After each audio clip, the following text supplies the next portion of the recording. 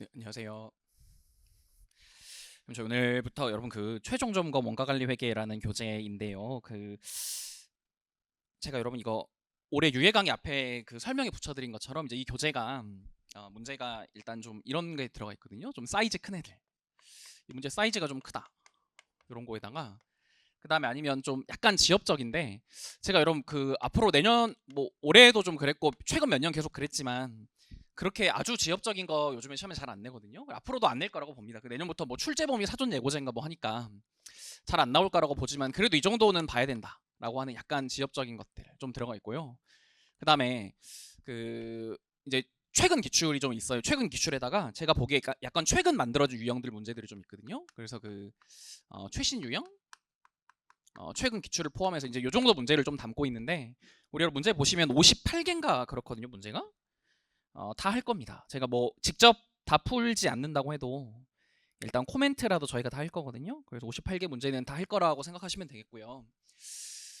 여러분 문제 보실 때 이게 되도록이면 여러분 제가 다른 수업하면서 학생분들께 그 원가관리회계 문제 푸시면서 절대 그 다른 강의에서 제가 예습 잘 안 권해드려요. 물론 예습을 하면 좋은데 예습이 그 효율성이 좀 떨어지거든요. 이게 다른 막 공부 되게 많이 하셔야 되는 시기에는 예습하시는 게 시간 투입 대비 효익이 약간 별로일 수 있어갖고 제가 안 권해드리는데 여러분 요거는 우리 강의 특성상 약간 예습 조금 그러니까 예습이라는 게 뭐 미리 뭘 공부해보자 이런 게 아니라 조금이라도 깨짝깨짝이라도 여러분이 좀 미리 좀 풀어보시면 좋겠거든요.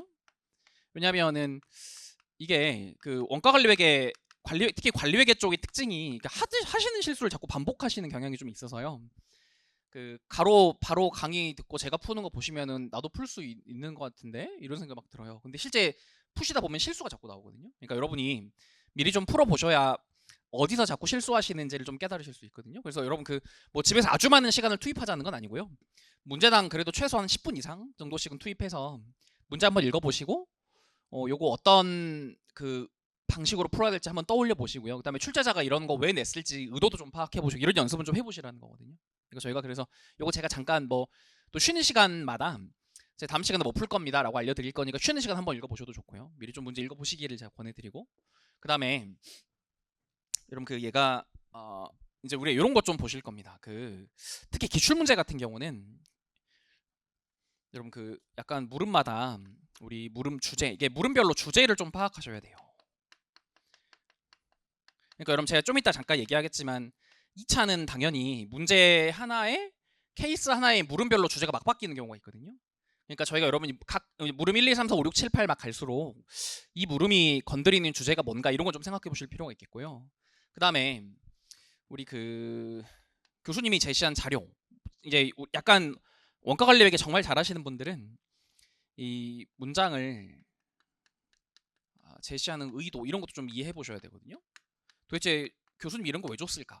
여러분 저희가 바로 1번 문제 풀 건데 1번 문제가 제가 표시해 드린 것처럼 올해 2024년 세무사 문제인데 이게 우리 논란이 좀 있었어요. 저는 논란이 될 게 없다고 보는데 어쨌든 학생들끼리 논란이 좀 있었거든요. 그리고 제가 이제 질문을 좀 되게 많이 받았고요. 이게 문제가 좀 틀리지 않았냐라는 말이 좀 많았는데 저는 뭐 아니라고 보는데 일단 저희가 이것도 한번 풀어볼게요. 그러니까 여러분 이런 거 저희가 좀 안 헷갈리고 푸시려면 우리가 이 문장 같은 걸 읽으실 때 교수님이 이런 거를 왜 제시했는지를 조금 이해를 하셔야 되거든요. 그래서 우리 그런 것도 좀 연습을 해볼게요. 그러니까 문제를 되도록 좀 꼼꼼히 읽어보시는 연습을 해야 되거든요. 어, 올해 회계사 2차도 저희 요 교재에 올해 회계사 2차 문제 들어가 있는데 올해 회계사 2차도 몇몇 문제에 대해서 여러분이 저한테 좀 물어보셨거든요. 이거를 자기처럼 해석하면 틀리냐 뭐 이런 거 좀 물어보셨는데 이 문제에도 제가 문제 1도 그런 내용이 좀 있다 그랬고요. 미리 말씀드릴까요? 여러분 올해 뭐가 좀 논란이었냐면 그 물음 1에 물음 2구나. 물음 2에 이건 논란이었어요. 우리 학생들의 문제는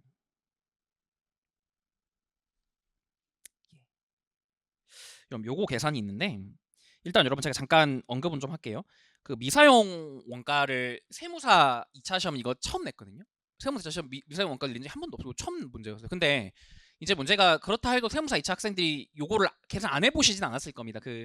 회계사 2차는 여러분 아시는 것처럼 좀 냈잖아요. 근데 문제가 이거였어요. 뭐냐면 최근에 가장 마지막 미사용 원가가 회계사 2차 기준으로 21년인가 어제 나왔는데 여러분이 2021년도에 회계사 2차 시험 미사용 활동 원가 풀듯이 풀면 틀립니다. 이게 그렇게 풀면 오답이었거든요. 그러니까 이제 학생들이 저한테 물어보시는 거 뭐였냐면 똑같이 미사용 활동 원가인데 왜 옛날 회계사 기출이랑 다르냐 뭐 이런 거였거든요. 근데 이제 읽어보시면 케이스가 좀 달라요. 이거요. 그러니까 이제 제가 말씀드리는 게 이런 거 잘 푸시려면 좀 이게 약간 원가 관리 회계가 어쩔 수 없이 번역본이라 약간 좀 헷갈릴 때가 있거든요. 그래서 이제 우리가 각 물음별로 이게 어떤 주제인지도 좀 보셔야겠지만 문장을 좀 보면서 출제자가 도대체 뭘 의도했냐 이런 거 좀 파악해 보셔야 되거든요. 뭐 이제 다 채점 끝나고 합격자 발표 아직 안 났구나. 이제 지금은 약간 학생들끼리 논란이 별로 없는 것 같긴 한데 어쨌든 요게 약간 올해 이슈가 좀 됐던 건데 여러분 나중에 문제 풀 때 한번 생각해 보세요. 이게 충분히 오해를 할 수 있을 만한 상황이라고는 보는데 근데 이제 그래도 2차생 정도 되면 이건 푸셔야 되지 않나 싶기도 하고요. 또 특히 회계사 기출 문제 유사 문제가 있었거든요. 얘가. 나중에 제가 좀 약간 레퍼런스 해드릴 건데 그래서 여러분 이제 미리 말씀드린 것처럼 제가 이제 요 교재가 사이즈 크고 약간 지엽적이지만 낼 수 있는 거나 좀 최신 유형들 많이 담고 있고 그다음에 뭐 미리 집에서 안 풀어보시더라도 쉬는 시간으로 한번 읽어보세요. 미리 여러분 읽어보셔야 이 문제에 내가 실제 시험장에서 만났을 때 실수 안 했을지 좀 판가름해 볼 수 있거든요. 그런 거 좀 부탁드리고요. 그다음에 제일 중요한 건 저는 이거라고 봐요. 여러분 이 문제 대강 읽지 마시고요. 좀 천천히 읽으시면서 각 물음별 주제나 교수님이 이런 문장 왜 줬는지 좀 이해하셔야 됩니다. 이거요. 우리 약간 원가 관리 회계는 전반적으로 여러분이 공부를 많이 하셔서 어느 정도 수준에 올라가면 약간 국어 시험 느낌이 좀 있거든요. 그러니까 그런 거 제가 조금 부탁드리고요. 그다음에 여러분 우리가 꼭 하셔야 되는 게 뭐가 있냐면 이 문제가 여러분 초반에는 약간 진도별로 문제의 구성을 약간 해놓긴 했거든요. 그렇지만 이제 실제 시험이 뭐 진도별로 나오는 게 아니기 때문에 후반에 가서는 문제를 섞었어요 주제를. 그러니까 이제 앞에는 약간 진도별인데 여러분 저희가 요거 한 번만 써볼게요. 우리 원가 관리 회계 시험이 2차 시험이라 해봐요. 여러분 낼 수 있는 주제가 좀 한정적이니까요. 제가 약간 우리 교재 순서대로 한번 써볼게요. 여러분 시험에 낼 수 있는 게 원가 파트는 첫 번째로 A 있습니다. 보조 부문. 우리 보조 부문 원가 처리 있는데 오늘 우리가 요거 관련해서 몇 개 내용을 좀 배울게요. 지금 올해 2024년 세무사 시험도 요거 냈잖아요. 이거 보조 부문 원가 처리하는 거거든요. 그다음에 올해 회계사도 냈죠. 여러분 1번 문제였나요? 제가 우리 교재 2번에 담고 있는 것 같은데 올해 기출 문제가 1번이었잖아요. 그러니까 우리 보조 부문 원가를 저희가 한 3문제 정도 뽑아 볼 건데 그래서 원가 회계 첫 번째는 우리 보조 부문 원가 좀 낼 수 있을 것 같고요. 그다음에 두 번째가 ABC 있습니다. 그럼 ABC는 약간 조금 이런 게 있어요. 뭐냐면 ABC가 회계사 시험 기준으로 ABC 마지막 기출이 2018년도거든요. 근데 올해가 24년이었고 내년 시험이 25년도니까 내년에 되면 7년만이니까 시기적으로 보면 낼만 하잖아요. 이게 시기상 보면 ABC가 나올 만한 때가 되긴 됐거든요. 왜냐면 그 전에 이렇게 막 7년씩 안 내고 이런 적이 없었습니다. ABC가요. 세무사 2차는 ABC 마지막에 16년도였는데 걔네들 올해까지 안 냈으니 걔 내년에 내면 지금 10년 만인데 근데 여러분 이제 저한테 만약에 그럼 ABC가 내년도에 무조건 나올 거냐 라고 물어보시면은 쉽지 않을 것 같아요. 왜냐면 ABC의 문제가 뭐냐면 요즘에 어떤 시험에서도 ABC를 잘 안 내더라고요. 또 하나가 ABC가 뭔가 이렇게 새로 만들어진 유형들이 잘 없거든요. 그러면 이제 옛날에 냈던 거 그냥 재탕해서 내야 된다는 건데 그러기도 약간 쉽지 않은 것 같긴 한데 어쨌든 ABC가 나온 지 오래됐지만 나온 지 오래된 것 치고는 출제 가능성이 그렇게 높은 것 같지 않다. 제가 그 말씀을 좀 드리고요. 그 다음에 개별 원가 있죠. 그 다음에 종합 원가 당연히 있을 거고요. 그 다음에 여러분 저희 개별이랑 종합 섞으면 우리가 뭐 혼합 원가 계산이라고 하는데 그 얘기 저희가 나중에 좀 얘기할게요. 우리 문제에 좀 나올 때. 그 다음에 결합 있을 거고요. 그 다음에 전부 변동 최변동 있을 겁니다. 그럼 사실 우리 크게 보면요. 뭐 크게 보면 원가 주제라는 게 요게 다거든요. 근데 이제 문제는 원가 회계가 오히려 여러분이 처음에 공부하실 때는 그러니까 1차 정도 공부하시면 여러분 올해 아마 시험에서 느끼셨을 건데요. 처음에 1차 공부하실 때는 이 6개 원가 회계 주제 중에 당연히 보조분 원가 제일 쉽거든요. 그러니까 1차 정도에서는 상호배분법 정도만 잘하시면 되니까. 근데 여러분 올해 느끼셨겠지만 2차에 가면요. 원가 중에 가장 어려운 게 입니다. 보조분 원가. 이게 제가 말씀드렸지만 올해 여러분 세무사 2차 원가가 문제가 2개인데요. 이거 3번 문제였고요. 그러니까 회계사 2차 원가는 재무회계랑 같이 나오거든요. 근데 이게 3번이었고 4번도 우리 교재에 있어요. 그 관리회계 문제 하나 나왔거든요. 그 CVP에 관련 원가 분석 섞은 문제 하나 나왔는데, 근데 이제 그러니까 원가 하나 관리 하나 낸 건데 학생들이 이걸 훨씬 어려워했어요. 그러니까 이제 보조분 원가의 문제가 뭐냐면, 우리 올해 회계사 시험도 이제 그게 1번이었지만 약간 보조분 원가의 문제는 좀 애매합니다, 이게. 그러니까 도대체 이게, 그러니까 보조분 원가를 처리할 수 있는 방법이 너무 많거든요. 그러니까 이제 이 다양한 방법 중에 여기서 도대체 뭘 쓰라는 거지? 약간 이 의도가 좀 애매해요. 그래서 여러분, 제가 채점해 보면, 실제 모의고사 때도 채점해 보면요, 이제 2차 유예 정도 가면 사실 웬만한 원가 문제는 잘 푸시거든요. 왜냐면 이런 원가 문제들은 애매한 게 없어요. 어떻게 풀어야 될지 의도나 과정이 약간 명쾌하거든요. 그러니까 우리 계산 실수만 없으면 원가는 대부분 잘 푸시는데, 여러분 요게 보조분 원가가 어렵다 이런 건 아닌데 약간 애매해요. 이게 이런 면이 약간 좀 있거든요. 그 저희가 바로 첫 번째 풀게 올해 세무사 기출 문제인데, 이것들 해보시면 이제 애매합니다, 문제가. 그러니까 여러분, 제가 아까 이 어떤 교수님의 출제 의도 같은 걸 잘 읽으셔야 된다는 게 주로 사실 관리회계 얘기인데, 원가회계 중에는 이 보조분 원가가 요 이슈가 좀 있어요. 다른 애들은 출제 의도가 뭐가 없습니다. 그냥 문제 보시면 이게 뭔지 대충 알고요. 뭐 ABC라고 하면은 제 활동별 배분율 구해서 제품원가 구할 거고, 개별 원가 계산 작업 원가표 그리면 되고요. 종합은 제조원가 보고서 그리시고, 결합은 공정흐름도 그려갖고 뭐 순실현 가치법 물릴 거고, 뭐 다 어느 정도 명쾌하게 정해져 있는데 얘가 좀 애매하거든요. 기출 문제 보시면 문제마다 풀이 방법도 약간 다르고, 뭔가 이게 이것도 맞는 것 같고 저것도 맞는 것 같고 뭐 이런 상황이 좀 있거든요. 그래서 우리가 요게 약간 애매한 부분이 있다. 그러니까 제가 애매한 부분이 있다고 말씀드리는 거는, 시험장에서 이 문제 보시면 제일 중요한 건 출제 의도 있는 걸 거예요. 출제 의도 좀 보셔야 되는데, 일단 거기에다가 여러분 또 한 가지는, 제가 이거 앞에 그 동차 교재 할 때도 계속 말씀드리지만 2차 문제는 원가로만 끝나는 것보다 원가의 관리 섞는 게 많아요. 그러니까 이 문제도 원가의 관리 섞여 있고, 문제 1번도 원가의 관리 섞여 있죠. 그러니까 원가로 출발한 것 같지만 뒤에 관리로 살짝 물음을 집어넣거든요. 뭐 예를 들자면 이런 거 관리잖아요. 지금 우리 올해 세무사 문제 중에, 그럼 얘가 예를 들면 증분손익 구하는 거, 증분손익 구하는 이건 관리회계잖아요. 내지는 물음 2에 괄호 2번도 특별주문, 이런 거 다 관리회계거든요. 그러니까 여러분, 이 문제도 원가의 관리 섞여 있는 건데, 이런 원가회계 문제는 이 원가의 관리 섞이는 걸 좀 주의하셔야 될 것 같아요. 근데 우리 기존의 기출 문제를 좀 어쩔 수 없이 볼 수밖에 없는데요. 그럼 기존의 기출을 보시면 원가랑 관리랑 많이 섞인 문제가 뭐냐면, 제일 그러니까 100% 지금까지 얘는 100% 관리랑 섞였다라고 하는 거 먼저입니다. ABC. 얘는 지금까지 이렇게 관리회계 문제랑 섞인 게 100%거든요. 단 한 번도 예외가 없었고, 이건 세무사 기출도 그래요. 세무사 기출 찾아보시면 ABC 문제는 이렇게 쭉 가다가 갑자기 무슨 특별주문 같은 거랑 같이 들어오거든요. 그러니까 얘는 아마 관리계랑 거의 섞인다고 보고요. 그 다음에 또 결합도 꽤 많았어요. 결합도 우리 관리회계랑 섞일 확률이 그래도 한 7, 80% 이상 될 겁니다. 아마 이렇게. 그 다음에 이 보조분 원가도 이제 결합보다 좀 낮긴 하지만 좀 관리회계랑 섞이는 경우가 있었는데, 어쨌든 제가 여러분 이거 두 개를 지적하는 건 왜 그러냐면요, ABC나 결합원가는 관리회계랑 섞이면 약간 헷갈렸거든요. 이게 관리회계네 라는 걸 알고 덤비셔야 쉽게 풀 수 있는 문제였거든요. 그리고 나머지도 여러분 물론 뭐 관리회계랑 섞이기도 하고 안 섞이기도 하는 다른 주제들은, 근데 약간 다른 애들은 관리회계랑 섞여도 내용이 그렇게 어려웠던 것 같지 않아요. 얘네들은 관리가 섞이면 약간 어려운 문제가 있었거든요. 그러니까 관리랑 섞이는 문제에도 좀 주의하셔야 될 거고요. 자, 그다음에 이제 관리 가시면요, 우리 관리가 관리는 파트가 둘이라고 하죠. 의사결정이랑 성과평가가 있는데, 여러분 저는 일단 우리 교재 순서대로 한번 써볼게요. 그 다음에 관리는 첫 번째로 우리 교재는 CVP가 있고, 두 번째가 관리 성과 분석.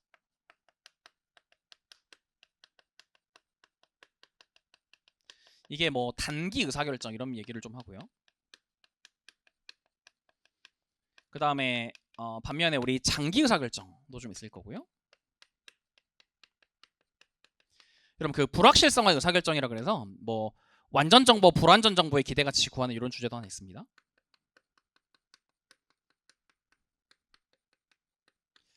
이런 거 하나 있을 거고요. 그 다음에 우리 세 번째로 그 표준원가 차이 분석 하실 거고요. 표준원가 차이 분석이랑 그다음에 회계 처리 있을 거고, 그 다음에 네 번째로는 뭐 매출 차이 분석 이런 것도 좀 있을 거고요.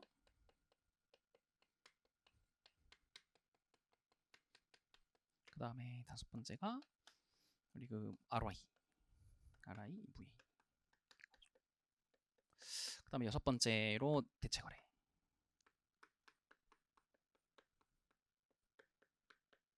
그 다음에 여러분 이제 여기까지 가면 관리회계 보통 주제에다가 약간 신이론, 여러분이 보통 뭐 신이론이라고도 하고 전략적 원가관리라고도 하는데 거기서 있는 주제 중 요즘에 시험에 나온 건 거의 얘밖에 없거든요. 그 품질원가 아시겠지만 올해 우리 회계사 2차에도 나왔고요. 품질원가 외에 다른 거는 여러분이 흔히 말하는 신유론이라는 데서 거의 건드리지 않았거든요. 최근에 한 5년 사이에는 품질원가만 나왔으니까. 근데 여러분 이제 이게 주제라고 하면 저는 지금 사실 뭘 말씀드리고 싶어서 이걸 그리는 거냐면요. 보세요.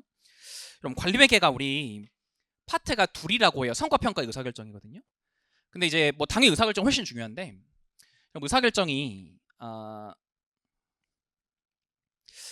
우리 지금 제가 사실 우리 교재 기준으로는 제가 교재 이렇게 구성해 놨거든요. 여기까지는 의사결정이고 1번, 2번 주제는 나머지는 여기까지는 뭐 성과평가고 그 다음에 이제 얘는 뭐 좀 기타 신이론 같은 거니까요. 근데 문제가 있습니다. 뭐냐면요. 보세요. 여러분 원래 이론적으로 보면 물론 이제 올해 그 회계사 2차에서 이런 약수를 내긴 했는데 이론적으로만 보면 ROI, EVA가 성과평가 틀이라고 해요. 그러니까 우리 그 표준원가 차이 분석이나 매출 차이 분석은 성과평가할 때 이익의 크기로 하거든요. 그러니까 이익이 커지면 좋은 거고 줄어들면 나쁜 거고 뭐 이런 게 성과평가인데 근데 이제 5번에 말한 ROI, EVA는 성과평가할 때 단순한 이익의 크기뿐만 아니라 투자의 그러니까 어떤 규모를 고려하자는 겁니다. 그러면 이게 성과평가 툴이고 대체거래는 뭐 이런 거겠죠. 회사 내부에서 공급사업부랑 구매사업부의 거래가 일어나면 회사가 대체 가격을 어떻게 지정해야 공급사업부와 구매사업부의 성과가 어떻게 될 거고 뭐 이런 거 연구하는 건데 근데 여러분 문제가 있어요. 뭐냐면 이론적으로 보면 이 5번하고 6번 주제가 분명히 성과평가의 성격도 있고 근데 의사결정의 성격도 약간 있거든요. 근데 시험이 중요한 건데 여러분 시험은 주로 5번, 6번을 의사결정 쪽에 많이 내요. 그러니까 제가 이제 말씀드리고 싶은 건 뭐냐면 그럼 의사결정이 관리회계는 여러분 제 파트가 둘이라 그랬고요. 의사결정하고 성과평가인데 제가 여러분 좀 묶어보자면 의사결정이 얘랑 얘 정도 이렇게 의사결정 이런 거 보셔야 될 겁니다. 아마 제가 볼 때는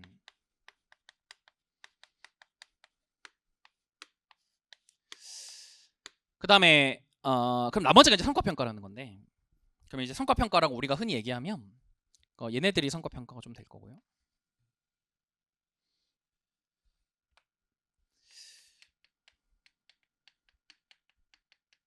그럼 이런 주제로 구성이 될 것 같고 거기다 여러분 제가 이제 한 가지만 말씀드리면 그 표준원가가 차이 분석과 회계 처리가 연결된 걸 우리가 같이 공부하고 또 회계사 2차는 같이 내거든요. 요즘 옛날 회계사 2차는 차이 분석만 내고 끝나는 문제도 많았는데 요즘 난이도가 높아지다 보니까 그 차이 분석 회계 처리 꼭 같이 내요. 근데 이런 혹시 그 출제범위 사전 예고제라고 해서 금감원에서 발표한 거 보셨는지 모르겠는데 교수님들이 표준원가 회계 처리는 원가 회계로 분류하고 있거든요. 그러니까 이제 요거는 좀 원가 회계입니다. 표준원가 회계 처리는요. 이거는 뭐 당연히 회계 처리니까 원가 회계 쪽으로 가는 게 맞다고 보고요. 그럼 이제 우리 제가 이 말씀 하나 드리려고 해요. 지금부터 이제 우리 공부 시작하기 전에 좀 강조하고 싶은 게 뭐냐면요. 저는 이렇게 봅니다. 뭐냐면 아까 말씀드린 것처럼 원가가 크게 틀릴 게 있냐 보면 제가 아까 원가는 비교적 계산이 조금 번잡할 수 있지만 물어보는 게 애매하고 이러지 않다니까요. 얘네들의 목적은 그냥 ABC를 이용하든 개별 종합 뭐 공장 흐름도 이용하든 뭘 이용하든 제품 원가 구하는 거거든요. 그러니까 여러분이 어느 정도 요구 사항이 좀 명확하고요. 이 풀어야 되는 길은 좀 정해져 있어요. 물론 여러분 그 과정에 계산을 정확히 할 수 있냐 이제 약간 계산 실수가 나오냐는 별도의 문제지만 제가 보조분 원가만 빼면 애매한 게 좀 없거든요. 근데 이제 관리회계가 문제입니다. 이게 좀 애매해요. 그러니까 제 관리회계가 애매하다는 거는 이 의사결정 쪽 말씀드리는 거거든요. 그리고 여러분 제일 중요한 건 사실 뭐냐면요. 제일 중요한 건 여러분 당연히 여러분도 기출문제 보시면 아시겠지만 특히 최근에는 더더욱 이 의사결정 쪽이 엄청 제일 중요하거든요. 이게 그 뭐 주제간 통합이라 그래서 원가 내다가 관리를 내고 뭐 이런 것도 여러분이 그러니까 원가 문제에다가 성과 평가를 섞냐 거의 이런 일은 거의 없습니다. 그 원가 외에 관리를 섞는다는 건 전부 다 뭐냐면 의사결정이에요. 반대로 만약에 성과 평가를 내다가 다른 주제를 섞어야지 그래도 의사결정이에요. 아니면 의사결정은 자기 혼자 단독 문제 나오는 경우도 많거든요. 그러니까 제가 볼 때는 결국 여러분 그 합격을 할 수 있냐 못하냐는 의사결정의 키가 있다고 보거든요. 이해 잘하셔야 돼요. 얘가 의사결정이 뭐 배점도 그럴 거고요. 우리 난이도 상으로 봐도 그렇고 가장 중요하다고 보거든요. 근데 여러분 이제 저희가 이 연습을 좀 해볼게요. 뭐냐면요. 아마 저희가 오늘 시작해서 여러분 초반부에는 원가회계 문제 주로 볼 건데요. 그렇다 해도 제가 관리회계 좀 섞인다고 말씀드렸잖아요. 근데 그 관리회계가 당연히 이 성과평가 쪽이 아니고 요 의사결정 쪽이 섞일 건데 여러분 의사결정은 제가 볼 때 요것만 잘하시면 돼요. 뭐냐면 이게 의사결정인지를 일단 이해하신 다음에 요거 의사결정인지 이해하셨다고 하면 자 여러분 제가 일단 같은 의사결정이지만 얘네들은 빼놓은 이유가 뭐냐면 이거 둘은 약간 별도 주제거든요. 별도 주제라는 거는 여러분 이건 약간 별도라고 보셔야 돼요. 무슨 말이에요? 이거는 다른 주제랑 안 섞여요. 해보셔서 아시겠지만 장기 의사결정이 여러분 이런 거잖아요. 뭐 설비 투자 같은 건데 여러분 재무 관리 하셨으면 저보다 여러분이 잘하실 겁니다. 그 뭐 현금 흐름 몇 년치 쭉 그린 다음에 이 투자안을 투자 실행하는 게 맞나를 평가하는 건 뭐 재무 관리에서는 뭐 여러 가지 기법이 있다고 하지만 관리회계는 MPV법만 내거든요. 거의. 그러니까 그냥 MPV법 쓰면 돼요. 재무 관리 수준으로 따지면 장기 의사결정 관리회계 문제는 1차 수준도 안 되고요, 솔직히. 그다음에 불안정 정보의 기대 가치도 어느 정도 이게 다른 주제랑 잘 엮지 않거든요. 거의 나오는 툴이 좀 정해져 있다고 봐야 되고요. 그러니까 이거 두 개는 여러분 별개의 주제라고 좀 보면 별개의 주제라고 보면요. 의사결정은 이렇게 봐야 됩니다. 뭐냐면 자, 여러분이 만약에 우리 이제 지금도 이 연습을 좀 해볼게요. 원가회계 문제를 풀다가도 이거 의사결정 문제네 라는 생각이 드시면 일단 구분하셔야 되는 건 이에요. 뭐냐면 이게 CVP냐 아니면 진짜 단기 의사결정 이걸 좀 구분하셔야 되거든요. 제가 한번 써볼게요. 이게 의사결정 문제라고 판단이 드시면 이게 일단 CVP인가 아니면 정말 이게 단기 의사결정 문제인가. 저는 뭐 수업 시간에 관련 원가 분석, 관련 원가 문제라고 좀 표현을 해볼게요.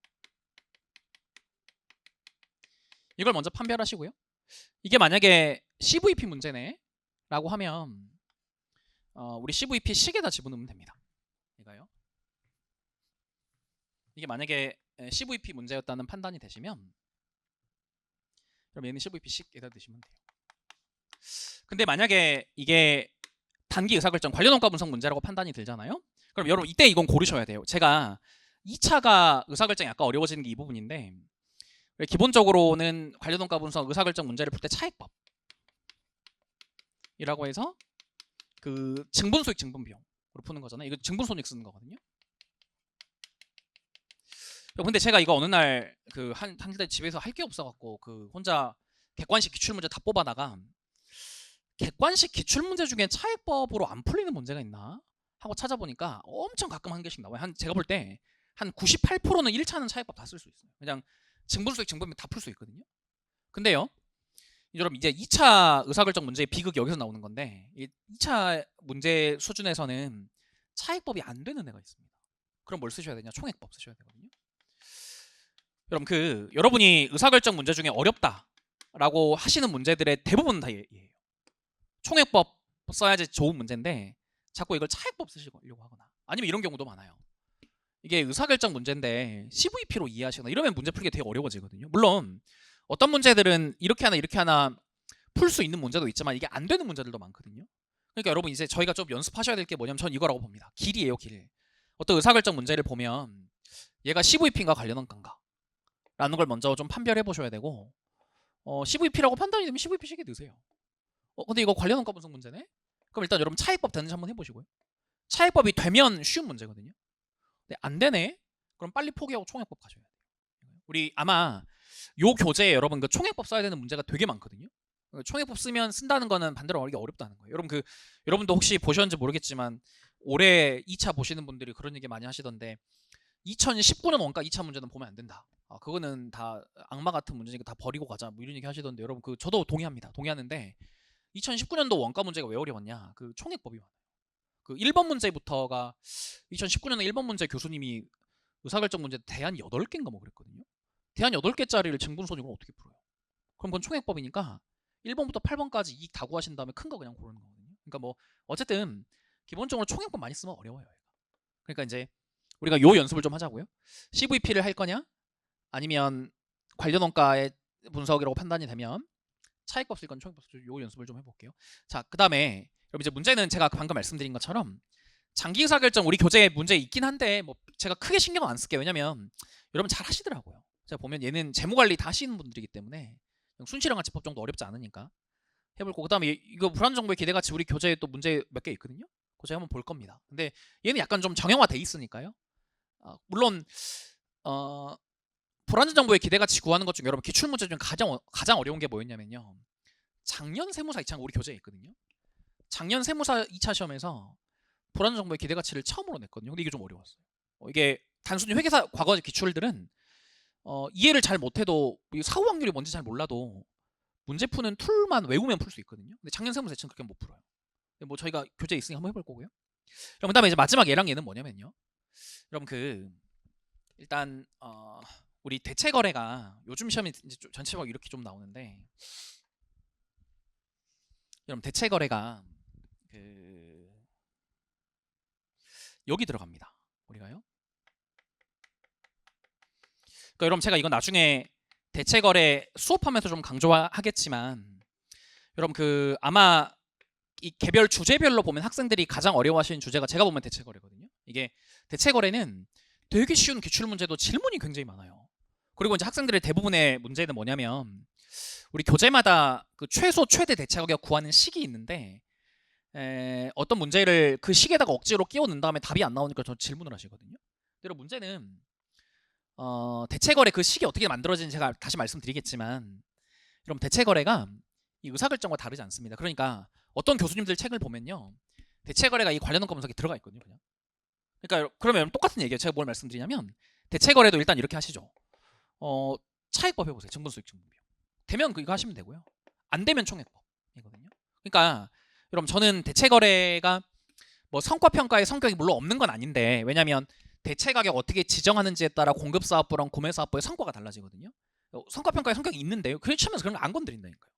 그러니까 뭐 대체 가격을 높일수록 파는 놈인 공급사업부의 성과는 좋아지고 사는 놈인 구매사업부의 성과는 나빠지고 하는데 시험에서 그런 걸 낸 적이 없어요. 시험은 요즘에 제가 대체 거래 문제 뭐 최근 2, 3년도 세무사 회계사 기출 다 이 교재에 있으니까 볼 거겠지만 이거 전부 다 의사결정으로 됐거든요.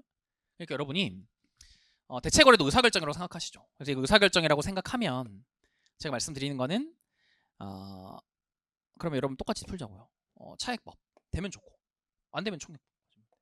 그러면은 우리 교재에 무슨 최소랑 최대 대체 가격 구하는 식이 있는데 그거 필요 없습니다. 어차피 나중에 저희가 증명해 보겠지만 그 최소 최대 대체 가격 구하는 식이라는 것도 그냥 이걸로 그냥 나온 거거든요.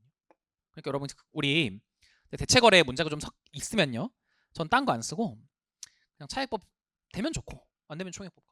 그럼 마지막 얘는 뭐냐면요, ROI, EVA는 이제 요거 얘기하는 겁니다. 보세요. 우리 이 의사결정이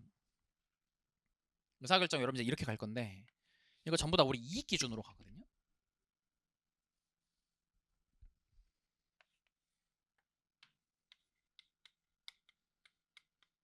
그러니까 그렇잖아요. 차액법은 뭐냐면 증분이익이 0보다 크면 신대안을 받아들이자 뭐 이런 거고요. 총액법은 여러 가지 대안의 영업이익을 다고해서 가장 큰 거 골라달라는 거거든요. 근데 여러분 이제 시험에서 뭐가 나오냐면, 자, 의사결정을 원래 아무 얘기 없으면 이익 기준으로 하는 게 맞아요. 그런데 교수님이 바꿉니다. 이거를 의사결정을 하되 뭐 ROI, 뭐 RI, EVA 요 기준으로 다시 한번 의사결정을 해보자, 이런 문제가 많이 나와요. 그러니까 제가 아까 말씀드린 것처럼 얘네가 성과평가 모형으로서 의미가 없는 건 아닌데 시험은 실제 그런 거랑 무관하게 의사결정을 많이 낸다니까요. 의사결정을 할 때 우리가 지금까지 이익 기준을 썼는데 야 그러지 말고 ROI나 RI나 EVA 기준으로 의사결정 해봐, 이게 시험이거든요. 그러면 여러분이 요거 하면 적당히 이제 바꿔서 의사결정 하시면 되겠는데, 그래서 여러분 1차 시험에 옛날에 이런 거 나온 적이 있거든요. 뭐냐면 이런 ROI, RI, EVA 이런 애들이 의사결정 모형으로 사용될 수도 있다. 이게 1차 시험 지문이었거든요. 맞는 얘기라니까요. 우리 의사결정을 할 때 얘네 가지고 의사결정 해볼 수도 있거든요. 그러니까 여러분 결국 그다음에 우리 그다음에 있는 거 얘네 있잖아요. 그 성과평가, 뭐 표준원가 차이 분석이나 매출 차이 분석 얘기하는 건데 이거 좀 정형화돼 있습니다. 그러니까 뭐 표준원가 회계 처리 마찬가지고 품질원가 마찬가지, 거의 문제가 유사한 유형으로 계속 출제되거든요. 그러니까 이게 약간 애매함이 좀 모호함이 없다는 거예요. 얘네가 좀 과거에 기출 열심히 파 보시면 대체적으로 문제들이 다 유사하거든요. 그러니까 여러분 얘네들도요. 뭐 표준원가 차이 분석 해봐야 뭐가 있겠어요. 뭐 우리 문제에서 어려운 문제 보겠지만 교재에서 매출 차이 분석도 뭐 얘는 어려운 문제랄 것도 없고요 사실.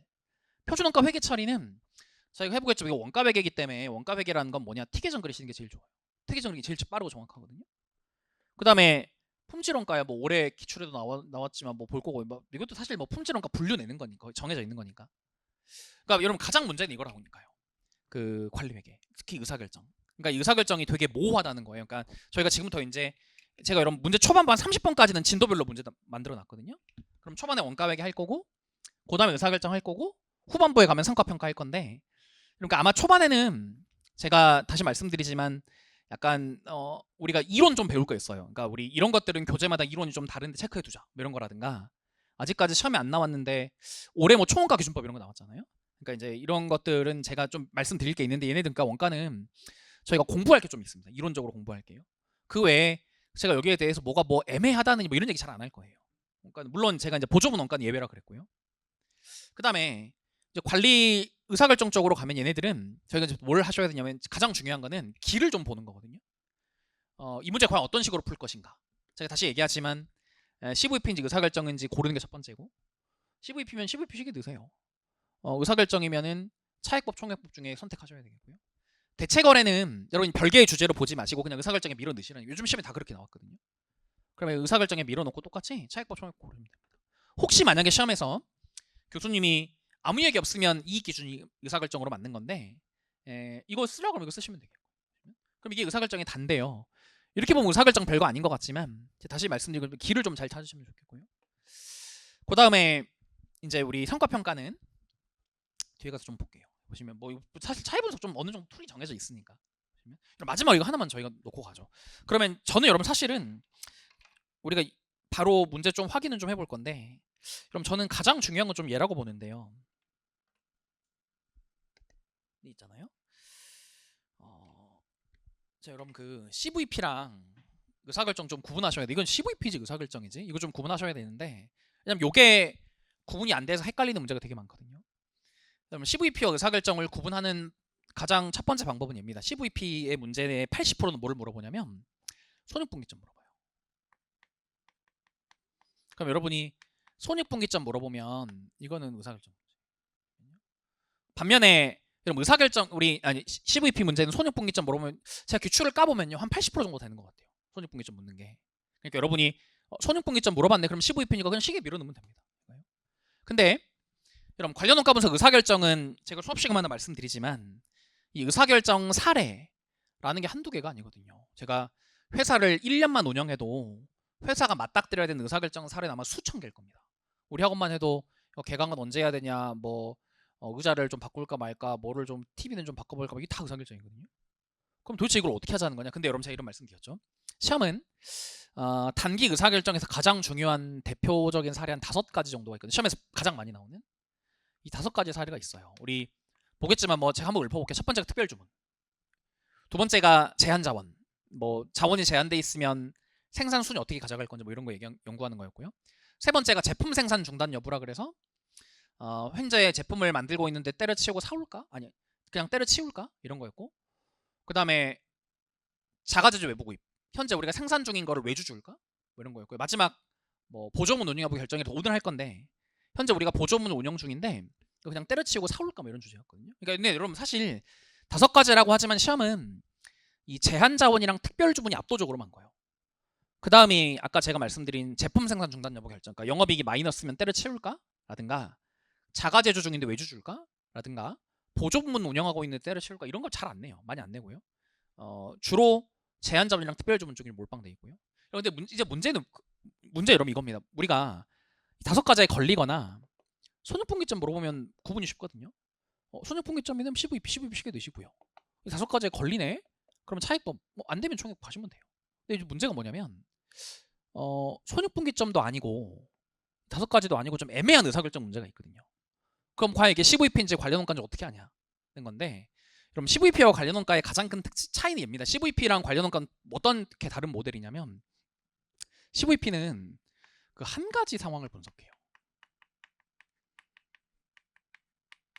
그 다음에 우리 책 의사결정은 복수 대안 중 택일 하는 겁니다. 주로 시험은 두 가지겠지만. 그러니까 여러분 예를 들어 이런 거겠죠. CVP는요.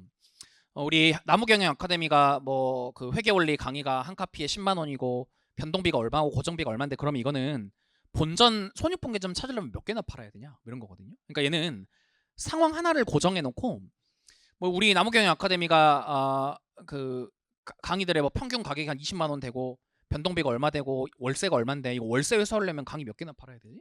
그러니까 이 상황 한 가지를 놓고 분석하는 게 CVP고요. 관련 원가 분석은 그게 아니라 여러 대안이 있어요. 예를 들어서 우리 나무경영 아카데미가 지금 고민하는 게 대전의 지점을 만들까, 뭐 부산의 지점을 만들까, 그냥 가만히 있을까 고민하고서 뭐가 제일 낫니? 그럼 여러 가지 대안 중에 고르는 건 관련 원가예요. 우리 이거 연습이 좀 돼야 되거든요. 왜냐면 이게 좀 애매한 게 있어요. 특히 CVP 문제인 것 같은데 중간에 하나씩 관련 원가가 들어가거든요. 이건 좀 애매합니다. 그러니까 여러분이 요 연습을 좀 하셔야 돼서 우리 손익분기점 묻거나 상황 하나를 분석하면 CVP, 이 5가지 상황에 걸리거나 여러 대안 중에 하나 고르라 그러면 의사결정 관련 원가 분석이거든요. 그리고 이제 중요한 건 차액법, 총액법 좀 생각해 보셔야 되겠고요. 그럼 한번 보세요. 저희가 이게 예를 들어서 여러분 있잖아요. 저희가 이런 거 한번 분석을 좀 해볼게요. 저희가 자, 만약에 예를 들어서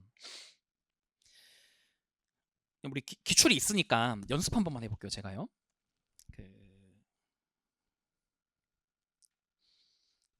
물음 1의 괄호 1번 한번 가볼게요. 이거는 보조문으로부터 P1 P2가 원가 얼마 배부받을 거냐. 원가 받는 배부받는 원가 구하는 건 당연히 원가액이고요. 제품 원가 구하는 거니까 원가액입니다. 그런데 괄호 3번 가보세요. 아까 제가 뭐라 그랬냐면 자 이제 우리 외부 업체가 우리한테 제안을 한대요. 외부 업체가 수수한 부분이 제공하고 있는 용역을 시간당 12원에 제공하겠대요. 우리의 선택지는 뭐냐면 이걸 수락하자 내지는 거절하자거든요. 그럼 대안이 두 개입니다. 이걸 수락할 건지 거절할 건지 고르는 거니까. 그럼 얘는 뭐가 맞냐? 의사결정인데 CVP 아니고 관련 원가가 맞거든요. 굳이 이제 풀자고 하면 증분손익으로 가는 게 맞고요. 얘는요. 마찬가지 아닌가요? 물음 2번도 가보세요. 우리가 똑같이 물음 2번은 보조문에서 P1, P2가 받을 원가, 혹시 미배부 원가가 있으면 이거 구하라는 거고요. 원가 회계입니다. 반면에 똑같잖아요. 바로 이번은 이게 뭐죠? 특별주문. 특별주문은 제가 관련 원가 분석에서 제일 많이 내는 주제가 제한자본 특별주문 이 두 가지라 그랬거든요. 구성분수 증분면 풀면 됩니다. 그러니까 이것도 관리회계고요. 그러니까 이 문제도 사실 원가 관리 좀 섞이는 문제거든요. 보시면. 자, 여러분 얘도 한번 가보세요. 우리 올해 회계사 문제 한번 가볼까요?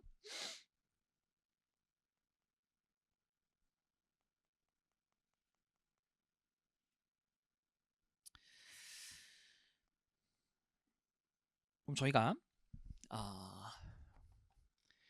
물음 1번 한번 가볼게요. 상호배분법으로 원가 배분을 원가 회계겠네요. 뭐 이건 볼 것도 없잖아요. 근데 여러분 그 다음에 얘는 만약에 계산 문제였으면 의사결정 문제가 맞죠. 왜냐면 읽어보세요. 이번에 원가 계산하라는 게 아니라 보조분을 폐쇄하고 외주를 줄까? 이건데 여러분 제가 아까 뭐라 그랬냐면 관련 원가 분석 주제 5가지가 있다 그랬거든요. 그 중에 하나가 뭐였냐? 보조분 운영 여부 결정입니다. 그건 물론 우리 계산 문제 할 거겠지만 이게 만약에 계산 문제였으면 관련 원가 분석 문제인데요. 서술 문제니까 보시고 그 다음에 여러분 물음 3번도 우리 그 문제점 뭐 쓰라는 건데 이거 제가 나중에 잠깐 설명하죠. 왜냐면 이 문제에서 좀 파악해야 되는 게 있는데 자꾸 학생분들이 뭐 저한테 그 물음 3번 답에 이중배분율법의 단점으로 뭐 문제점으로 복잡하다 말고 뭐가 더 있네요. 근데 여러분 복잡하다도 아마 쓰면 교수님이 틀리다고 할걸요. 이중배분율법이 복잡하지 않다는 게 아닌데 이 문제가 요구하는 건 지금 그게 아니거든요. 뭐 저희 나중에 한번 읽어볼 거고요. 그다음에 이런 것도 한번 계산해 보세요. 얘는 다행히 여러분 대체적으로 원가 회계 문제입니다. 그죠? 뭐 간접 원가 배부율 구해서 우리 T계정 잔액 구하라는 거잖아요. 제공품 제품 매출 원가 T계정 잔액 구하는 거고요. 그 다음에 뭐 간단한 약수를 하나 있고요. 뭐 6번 약수는 과거에도 몇 번 냈던 거니까 보시고 그 다음에 뭐 7, 8, 9번은 이제 배부 정상 원가 계산으로 바꿔갖고 우리 가는 건데요. 이 문제 교수님이 출제한 의도는 뻔합니다. 총원가 기준법 내려고 그래요. 총원가 기준법. 그 총원가 기준법이 기초재고 있는 경우를 회계사 2차 시험에서 처음 낸 것 같거든요. 근데 뭐 어쨌든 나중에 우리 설명하죠. 그러니까 이것도 뭐 조금 이게 맞냐 저게 맞냐 좀 저한테 물어보시는 분이 있었는데 뭐 논란이 될 건 없다고 보고요. 자, 그 다음에 여러분 저희가 건드린 김에 최근 기출 중에 또 하나만 보여드릴게요. 우리 어디 한번 가보시냐면 여러분 제가 뒤로 쭉 가셔서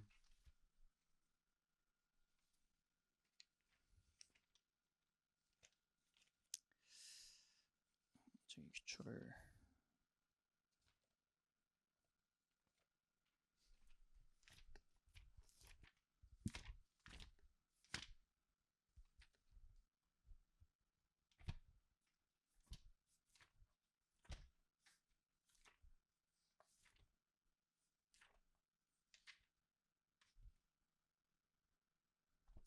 그럼 저희 이거 한 번만 연습해 볼게요. 뭐냐면요. 올해 2차 시험에서 가장 문제가 됐던 것 같아요. 그 335페이지 한 번만 가볼게요.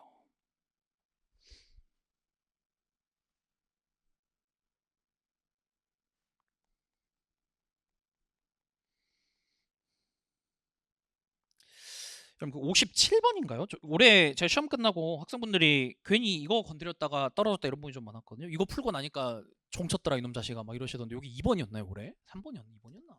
근데 이게 시간이 너무 많이 걸렸다고 하시는 분이 좀 있던데. 근데 여러분 이 문제 저희가 잠깐만 좀 볼게요. 제가 지금 풀자는 게 아니라 이 문제도 마찬가지인데 한번 생각해 보세요. 종합원가 계산이겠죠. 원상품환수량 단위동원가 구하는 게 종합 아닌가요? 아마 종합이었을 거고요. 그 다음에 결합원가 뿌리라는 거니까 결합원가 계산인 것 같고. 그 다음에 뭐 또 원가 계산이고요. 그 다음에 분계 여러분 우리 종합원가 계산을 분계시키는 거 워낙 많이 나왔습니다. 기출도 워낙 많으니까요. 나중에 저희 보긴 하겠지만. 그 다음에 얘도 여러분 결합원가 원가 뿌리라는 거니까 원가 계산이겠죠. 근데 자 이제 문제 주제가 좀 바뀝니다. 얘가 단기순위까지 구하고 그럼 저희가 물음 7의 괄호 2번 좀 가보니까요. 그러니까 이런 거 좀 구분하셔야 되겠다고요.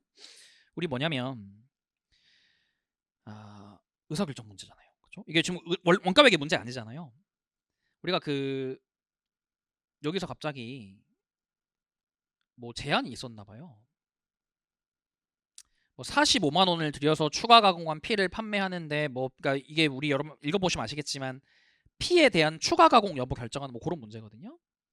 그래서 여러분 얘가 증분이익 구하라는 거래요. 피에 대한 구입 제한을 수락하면은 증분이익이 얼마입니까? 이거 물어보는데 그러면 증분손익이니까 관리회계 문제입니다. 그러니까 여러분이 증분수익 경분명 가시면 되거든요. 근데 이제 왜냐면 제가 이거 왜 말씀드리냐면 이 문제도 올해 좀 질문이 있었어요. 여러분이 자꾸 뭐 다른 풀이가 맞지 않냐 이런 얘기 좀 하시는데 여러분 이게 또 관리회계인지 우리가 이해하셔야 되는 게 관리회계 기본 전제들이 있거든요. 예를 들어 관리회계는 뭐 기초기말 재고를 무시하자 뭐 이런 거라든가 이런 전제가 좀 있는 건데 이게 관리회계 문제인지 파악이 안 되면 우리 그런 전제를 자꾸 좀 놓치게 돼 있거든요. 그러니까 이거 관리회계 문제라고요 지금. 그렇죠? 그러니까 관리회계 증분손익 묻는 거니까 관리회계 문제는 좀 아셔야 되겠다고 말씀드리고요. 그 다음에 여러분 물음 8은 아시죠? 제한자원 문제입니다. 읽어보시면 관리회계로 바뀌죠. 이거 완벽하게 관리회계잖아요. 아까 제가 관련 원가 분석 중에 가장 많이 내는 게 제한자원의 특별주문 말씀드렸죠. 이거 제한자원 문제입니다. 우리가 제한자원이 근데 여러분 이것도 제가 나중에 레퍼런스 해드릴 건데 뭐 다 기출에 있는 거예요. 교수님이 그 기출 찾아보시면 거의 똑같은 구성의 숫자만 바꿔서 낸 거거든요. 지금. 그러니까 얘가 제한자원 2개 주고 최적 생산 배합 잡는 거니까 관련 원가 분석 제한자원 문제. 여러분 그렇게 이해하시면 얘도 이제 관리회계 문제가 좀 있네요. 그렇죠? 물음 9는 특별주문 같고요. 우리 여기 쪽 특별주문 요청 받았다고 하니까. 그럼 이 문제도 원가회계 결합원가 계산, 종합원가 계산에다가 마지막에 가서 관리회계 좀 섞는 문제거든요. 그러니까 여러분 제가 말씀드리는 건 뭐냐면 이 물음에 대한 주제 구분 좀 하셔야 됩니다. 저는 여러분 솔직히 말씀드리면 기출 문제 뜨면 저도 집에서 풀어보거든요. 집에서 잘 안 풀리면은 저기 집 앞에 할리스 커피 가서 좀 풀어보는데 근데 여러분 문제가 저는 또 가장 먼저 이거 해요. 문제 일단 본 다음에 지문 읽기 전에 물음 대충 보면 이게 주제가 먼저 나오거든요. 그러니까 여러분이 물음 먼저 보셔갖고 주제 구분 좀 하시면 좋을 것 같거든요. 그래야지 자료를 보실 때 어떤 자료에 좀 더 주의해야 되나 이게 좀 보일 거라고요. 왜냐면 뭐 각 주제별로 필요한 자료라든가 좀 중점이 되는 자료가 좀 차이가 있거든요. 보시면 그래서 우리 주제 구분을 좀 하자 이런 말씀 좀 드리고요.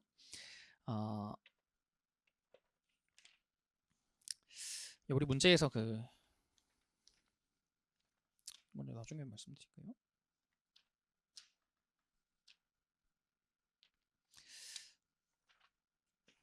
올해 세무사 2차 문제가 약간 주제 파악이 좀 헷갈리는 문제였는데 그거 한번 나중에 해보시죠. 나중에 제가 나오면 좀 보여드릴게요. 그럼 그런데 저희가 요거 하나만 좀 볼게요. 뭐냐면 그럼 교재 이거 하나만 와보세요. 141페이지 한번 와보세요.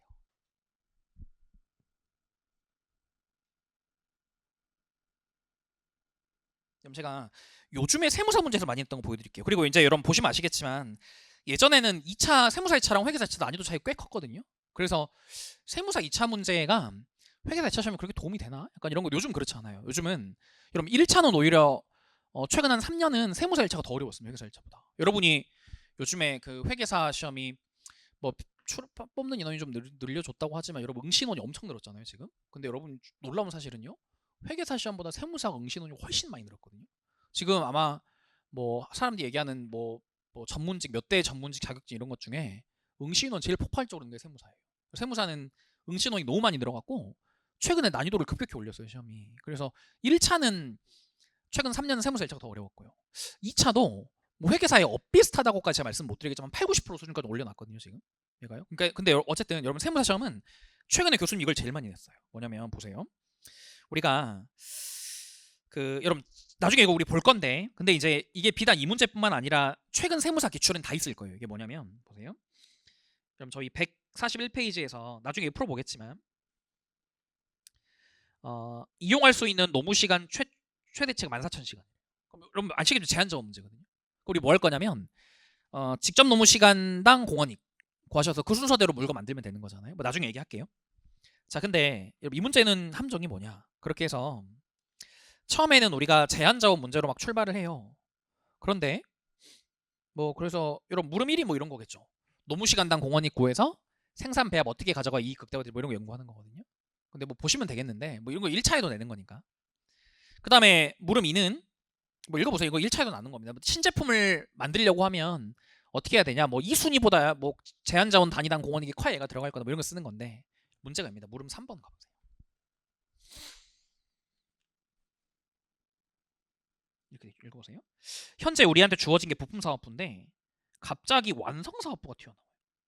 학생들이 어우씨 대체거래 문제구나. 대체거래가 맞죠? 표면상. 부품 사업부가 있는데 회사 안에 완성 사업부를 만들어서 대체시키라는 거거든요. 어이쿠 이거 그러면 겁나 어렵네가 아니고요. 여러분 이거 관련 원가 분석이랑 똑같이 푸시면 돼요. 그냥 관련 원가 분석 풀듯이 그냥 그대로 풀면 답입니다. 여러분 올해 세무사 2차 시험은 올해도 이런 거 냈거든요. 올해도 관련 원가 분석 쭉 내다가 갑자기 대체거래가 들어와요. 그럼 학생들이 어이쿠 하신 다음에 그 대체거래 식에다가 막 밀어넣고 최소 최대 구하려고 하는데 그럼 그렇게 못 푼다니까요. 그냥 관련 원가 분석 똑같이 푸세요. 저희가 나중에 얘기하겠지만 그러니까 제가 보여드리는 게 뭐냐면 요즘에 세무사 제가 이걸 많이 냈어요. 그 의사결정인데 갑자기 중간에 대책을 하나 끼워놔요. 그럼 학생들이 이게 전혀 다른 주제라고 생각해서 뭐 이상한 소리 하려고 하시는데 그게 아니라 어차피 얘랑 같은 주제라. 그냥 여러분이 얘 풀 때 차액법 쓰셨으면 계속 차액법 쓰시고요. 뭐 총액법 써야 될 정도면 총액법 쓰시고 하면 돼요. 특별히 얘가 들어온다고 해서 갑자기 주제가 확 달라지고 이런 거 아니라는 거 말씀드리는 거거든요. 그러니까 한번 나중에 해볼게요. 저희가요. 이게 아마 그 앞에 올해 세무사 기출 문제 풀 때도 또 나올 겁니다. 그러니까 뭐 그런 게 세무사 시험에 요즘에 많았다. 이거 제가 좀 보여드리고, 자 일단 여러분 올해 논란이 제가 있었다고 한 세무사 문제 보여드릴게요. 1페이지 한번 가보세요. 자 근데 여러분 혹시 이거는 제가 미리 좀 말씀을 드리죠. 올해 이 문제가 이제 그 뭐가 있었냐면, 제가 이거 잠깐 코멘트만 약간 해드릴게요. 혹시 여러분이 보셨는 게 기억이 나시면 뭐 기억이 안 나시면 지금 보면 되고요. 이 문제가 유사 문제가 있습니다. 이게 그냥 튀어나온 게 아니고요. 유사 문제가 뭐냐면 그 2009년도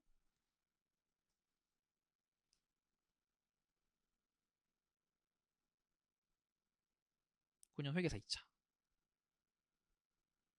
2차에 얘랑 매우 유사한 문제가 있어요. 우리 혹시 여러분 제가 이제 뭐 여러분이 어떤 교재 보셨든지 간에 연습서를 저는 이제 이게 있을 거라고 보는데 혹시 여러분 이제 저희 제가 쓴 교재 가지고 계시면요, 제가 이거를 요 기출 문제를 1장에 B급 1번인가 이렇게 넣어놨고요. 그다음에 유사 문제를 제가 이거 변형해 그 응용 문제를 A급 1번에 넣어놨거든요. 이제 제가 이거를 응용해서 아니 기출인데 이걸 뭘 또 응용해서 넣냐라고 하면 이제 이런 질문이 제가 많이 받아서 이 문제가 좀 잘못됐다 이런 질문이 좀 있었거든요. 제가 볼 때 전혀 잘못된 게 아닌 것 같은데 이게 잘못됐으니까 뭐 어쩌고저쩌고 하시길래 제가 이게 약간 문제를 중간에 끄는 느낌이 있어서 그러면 이걸 완벽하게 풀 문제로 가보자라고 해서 A급 1번 넣었는데요. 지금 이 문제랑 이 문제가 매우 거의 똑같습니다. 지금. 그래서 올해 저는 이제 이게 그 회계사 기출인데 세무사 시험에 나온 적이 없길래 제가 만들어서 약간 응용 문제 A급 1번을 그 세무사 연습서에다 집어넣어놨거든요. 그런데 올해 시험 끝난 학생분들이 뭐라더라 기출 문제가 모 강사 연습서 베꼈다고 막 그런데 연습서 베낀 게 아니라 학생들이 저한테 막 어떤 분이 와서 글도 쓰셨어요. 자기가 인생을 걸고 본 시험인데 이번에 어쩌고 뭐 하시면서 뭐 근데 선생님이 객관적으로 생각해도 시험이 연습서를 베낀다는 게 말이 되냐 막 이러면서 막 혹시 뭔가 커넥션이 있었으면 좀 얘기해달라 참을 수가 없다 뭐 이런 커넥션이 아니고 저도 요거 갖다가 집어넣은 거고요. 그 교수님도 아마 이거 참고한 겁니다. 요거 본 거거든요. 그러니까 여러분 혹시 2009년도 기출을 보셨으면 이 문제가 교수님이 약간 표현이 약간 살짝 정확하지 않은 부분이 있지만 풀 수 있을 겁니다. 그런데 이제 이거를 안 보셨으면 좀 어려운 문제라고 봐요. 그러니까 제가 전혀 기출이 없이 이게 생판 처음이네 그럼 이거 어려운 문제거든요. 그런데 이미 2009년도 회계사 기출회가 있었다. 그래서 올해 뭐 이게 맞냐 틀리냐 뭐 강사 연수를 베껴도 되냐 뭐 이런 얘기가 좀 나왔는데 그러니까 원본이 얘라니까요. 09년도 회계사 2차 문제였거든요. 그럼 보세요. 저희가 지금부터 이 문제 한번 해볼게요. 그 아까 말씀드린 것처럼 이제 이 문제의 포인트는 이었습니다. 근데 여러분 이제 제가 이 문제를 넣은 게요. 왜 그러냐면 여러분 이제 시험이 좀 이런 게 있어요.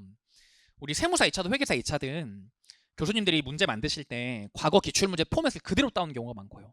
용어도 사실은 이 원가관리회계는 재무회계나 그 세법처럼 뭐 규정, 기준서 법 이런 게 없기 때문에 다 번역본이기 때문에 용어가 약간 애매하면 그냥 옛날에 기출문제 용어를 쓰는 게 완전하거든요. 옛날에 기출됐던 용어를 쓰는 게.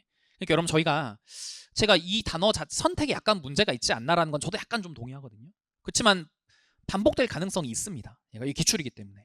그래서 우리가 이제 요 문제 구성을 좀 보신 다음에 우리가 알고 있는 미사용 활동 원가를 약간 달랐다는 걸 좀 이해하시는 얘기거든요. 저를 한번 보세요. 근데 여러분이 09년도 회계사 문제 보셨으면 아마 이게 유사한 문제라는 걸 아실 거예요. 저희가 지금부터 이 문제 사례를 좀 그려볼게요. 그 문제는 이미 회계사 기출에 있었던 거랑 말씀드린 건 거의 똑같거든요. 자, 한번 해볼게요. 제가 한번 상황을 그려보죠.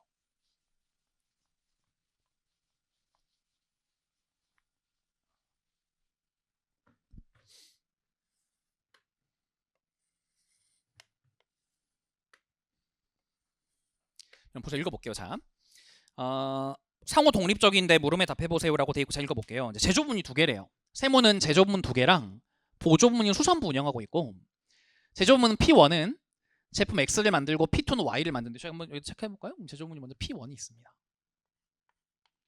P1에서는 우리 X 생산한다고 돼 있고요.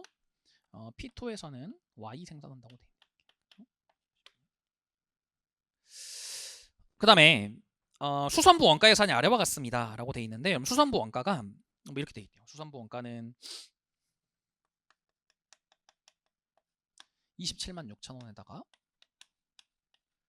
수선 시간당 8원.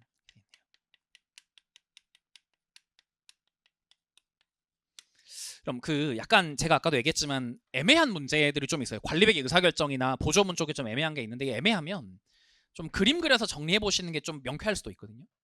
근데 여러분이 제가 이거 그림 그려서 풀면 좋다라고 하면 맨날 말씀하시는 게 그 야이 멍충아 그 답안지 일면에 유의사항에 그림 그리지 말라고 돼 있대요. 근데 여러분 그림 그리지 말라는 게 그 막 갑자기 강아지 그림 그리고 이런 거 하지 말라는 거지. 이게 뭔 이걸 그리면 안 된다는 말이 됩니까?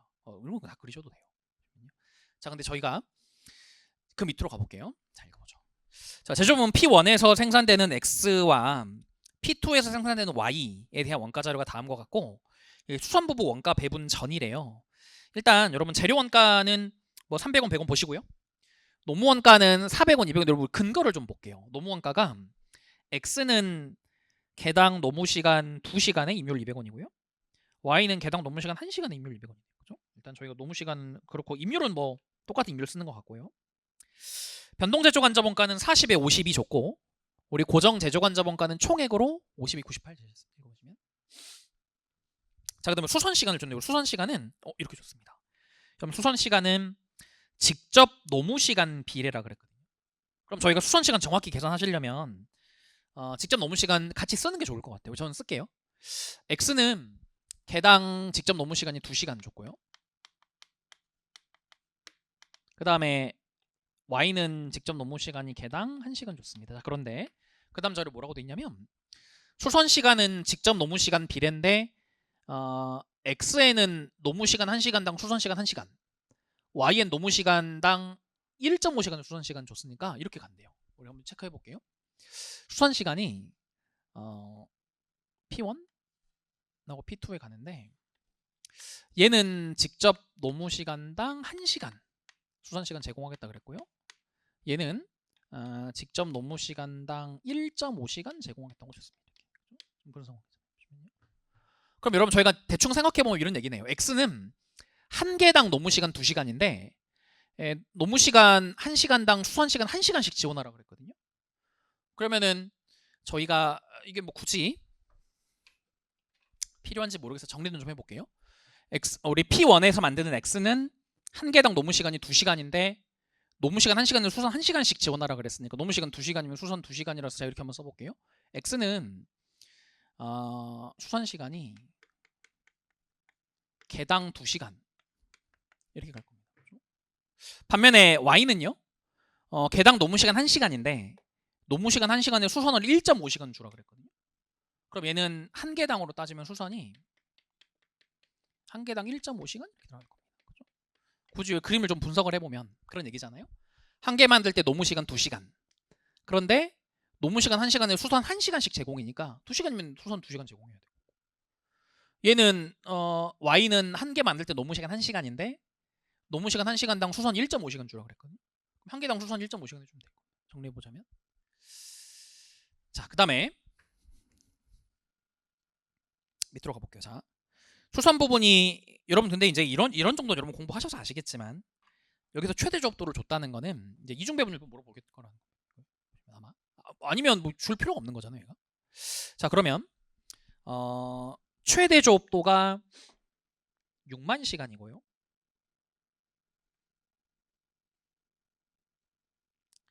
그 다음에 각각의 최대 조합도 이렇게 돼 있는데 여러분 문제가 뭐냐면 이게 제가 아까 그랬잖아요. 이게 2009년도 회계사 2차 문제를 베낀 건가 오마주한 건가 전 잘 모릅니다. 그런데 여러분 그 뭐 베낀 건 오마주한 거든지 간에 이 문제가 제가 교재에 수록해놓은 학생들한테 질문 받은 게 잘못되지 않았냐, 뭐 잘못됐다고 하더라, 뭐 우리 고시반 형아가 잘못됐다고 하더라 이런 얘기 많이 하시는 그때 잘못됐다는 거에 그 근거가 뭐냐면요.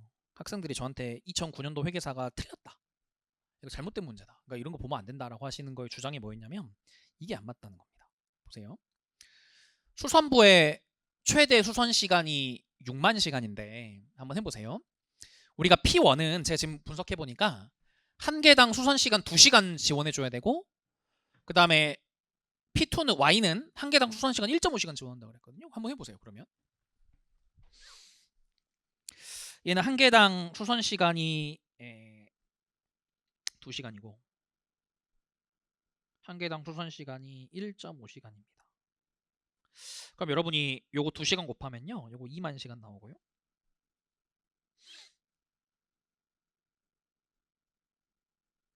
얘는 37,500 나오네요. 곱하시면 그래서 이제 학생들의 주장은 뭐냐면 안 맞다는 거예요. 2009년도에도 무슨 뭐 공급 가능 조업도가 있고 예정 조업도가 있나? 뭐 둘이 안 맞으니까 지금 문제가 틀렸다고 자꾸 얘기하시는데 여러분 보세요. 그러니까 안 맞잖아요. 최대 수선 시간이 6만인데 얘랑 해봐야 57,500인데 그럼 뭐 2,500이 붕 뜹니다. 이러니까 숫자가 안 맞다. 문제 잘못된 거 아니냐? 이런 게 지금 문제가 안 맞다는 분의 지금 주장인데 나중에 얘기할게요. 그 다음에 또 우리가 실제 조업도도 마찬가지로 여기 개당 P1은 2시간인 거예요. 그럼 얘가 수선 시간을 쓰는 게 16,000시간 나올 거고요. 얘는 개당 1.5시간이니까 곱하면 아마 3만 시간 나오겠네요. 그럼 뭐 실제는 얘랑 더하면 46,000시간이니까 뭐 합계가 여러분 6만이라고 하니 뭐 최대가 6만이라고 하니 뭐 최대를 넘지 않았고요. 근데 이제 학생들의 올해도 뭐 이런 질문 하신 분이 많았는데 숫자가 안 맞다. 이렇게 57,500인데 얘는 6만이지 않냐. 뭐 이런 건데 여러분 이게 왜 안 맞는지를 이해하셔야 돼요. 그래야지 올해 회계사 2차 약수를 쓸 수 있습니다. 올해 회계사 2차 약수리 이중배분율법의 문제점이 뭐냐 이거 지적하라는 거였거든요. 자, 뭐 그렇다 할게요. 자, 이제 그렇게 하고 끝나네요. 여러분 그리고 이제 이거 제가 그 동차반 수업할 때도 굉장히 여러 번 강조한 건데 이런 원가 회계 문제면 원가 회계는 재고가 남아도 돼요. 여러분 그 뭐 개별이니 종합이니 뭐 결합이 이런 거 전부 다 있잖아요. 이게 원가 회계 문제. 원가 회계는 그럼 제가 아까 표준원가 회계 처리도 원가 회계 파트니까 특이점 그리시라고 그랬잖아요. 원가 회계는요. 뭐 제공품의 제품에 뭐 계정이 있으면 기말 제공품 먼저 얼마인지 원가 구하시고 기말 제품 원가는 얼마 구하시고 이런 게 다 원가 회계예요. 그러니까 원가 회계 문제가 재고가 없다 이런 자료 줄 필요가 없거든요. 제가 재고가 없다는 거는 생산한 걸 전부 팔았다는 건데 그 단기 생산한 걸 전부 다 판다는 거는 말씀드린 것처럼 그 관리 회계 의사결정 풀 때 기본 전제입니다. 그러니까 여러분이 이것도 좀 유추하셔야죠. 마지막에 원가 회계로 끝날 거면 마지막 줄에 자료가 필요하냐 필요하지 않아요. 근데 마지막 얘는 뭐야? 실제 생산된 제품이 전량 판매입니다. 라는 거는 말하자면 재고가 없다는 거고요. 그럼 여러분이 이거 관리 회계 묻는구나 라고 생각하시면 돼요. 관리 회계 물어보려고 하니까 이거 주는 거거든요. 아까 우리 관리 회계 이 문제 있었잖아요. 자, 근데 여러분 제가 지금부터 이 문제 한번 풀어볼게요. 자, 여러분 물음 1번에 한번 해보시는데 여러분 물음 1번은 뭐 너무 쉬운 거니까 제가 그냥 빨리빨리 할게요. 자, 1번은 뭐라 그랬냐면 자, 실제 배부율이래요. 근데 여러분 제가 의외로 가끔 보면 실제 원가 계산 어려워하시는 분이 이러면 실제 원가 계산이 별게 아니라 회사가 12월 31일 그러니까 기말까지 기다려서 모든 데이터가 다 확정이 되면 그 확정 데이터 쓰겠다는 게 실제 원가 계산이거든요. 그러니까 우리가 뭐 알고 있지만 실제 원가 계산의 문제는 적시성이 너무 떨어진다 뭐 이런 얘기 하잖아요. 그러니까 실제 원가 계산 어렵게 생각하지 마시고 기말까지 다 기다린 다음에 실제 데이터가 다 확정이 돼요. 그럼 그거 쓰시면 돼요. 그 다음에 단일 배분율법이니까 우리 변동이랑 고정을 나누지 않는 겁니다. 근데 여러분 제가 이 말씀도 좀 드렸는데 그 기본 우리 동차 교재 할 때요. 단일 배분율법, 이중 배분율법은 배부율의 문제가 아니라 배부 기준의 문제거든요. 무슨 말이냐면 단일 배분율법은 배부 기준을 한 개 쓰라는 겁니다.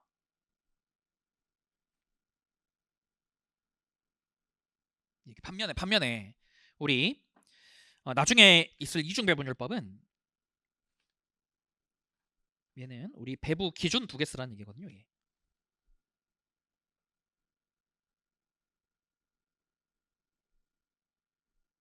그럼 보세요. 자꾸 단일 배분율법에 이런 질문 하시는 분인데 여러분 저희가 지금부터 해볼게요. 우리 문제가 뭐냐면은 P1, P2의 원가 뿌리라는 거잖아요. 자, 그 다음에 마지막에 보조분의 고정비랑 수선시간당 변동원가가 실제와 예산이 동일했대요. 그러면 고정비 27만 6천 수선시간은 단위당 원가니까 시간당 8원 이게 예상과 실제가 동일했다는 거거든요. 그러면은 그냥 이거 실제가 이렇게 나온 거네요. 자, 우리 실제 배부율이니까 이제 연말에 실제 원가를 잡아서 단일 배분율법 쓸게요. 지금부터. 자, 이해 보시죠. 자, 방금 우리 문제에서요. 여러분 실제 배부율이니까 저는 뭐라 그랬냐면 12월 31일 날 실제 데이터가 확정이 되면 걔 갖고 쓰면 돼요. 그냥 우리 한번 해보죠. 12월 31일 날 실제 데이터가 확정이 됩니다. 우리 방금 물음 1에서 교수님이 뭐라 그랬냐면 기말에 가니까 고정원가는 실제와 예산이 동일했대요. 여러분 제가 누차 말씀드리는데 우리 아무 밑도 끝도 없이 그냥 원가라고 하면 전부 다 총액입니다. 고정비는 총액이 똑같았다는 거고요. 변동원가는 분명히 시간당 변동원가가 똑같다고 줬거든요. 그러면 자 일단 고정비 먼저 볼게요. 우리 고정비는 예산 27만 6천인데 실제가 27만 6천이에요. 방금 물음 1에서 예상과 실제가 동일했다 그랬거든요. 배부율로 바꿀게요. 실제 원가 계산은 원가도 실제, 조업도도 실제 쓰셔야 되거든요. 근데 실제 조업도가 얼마냐? 얘네요. P1에 16,000시간 줬고 P2에 3만 시간 줬고 이거 실제 조업도잖아요. 그러니까 실제 원가 계산은 원가든 조업도든 다 실제 쓰면 돼요. 그럼 46,000시간 나누면 됩니다. 그 다음에 이런 변동은 우리 뭐라 그랬냐면은 시간당 변동 원가는 실제와 예산이 똑같았대요. 그럼 우리 예산이 8원이니까 실제도 8원이네요. 그렇죠? 예산이 8원이니까 실제도 8원. 우리가 배부율 한번 구해보세요. 저희가 27만 6천을 4만 6천 시간 나누면요. 얘가 6원 나옵니다. 시간당 6원.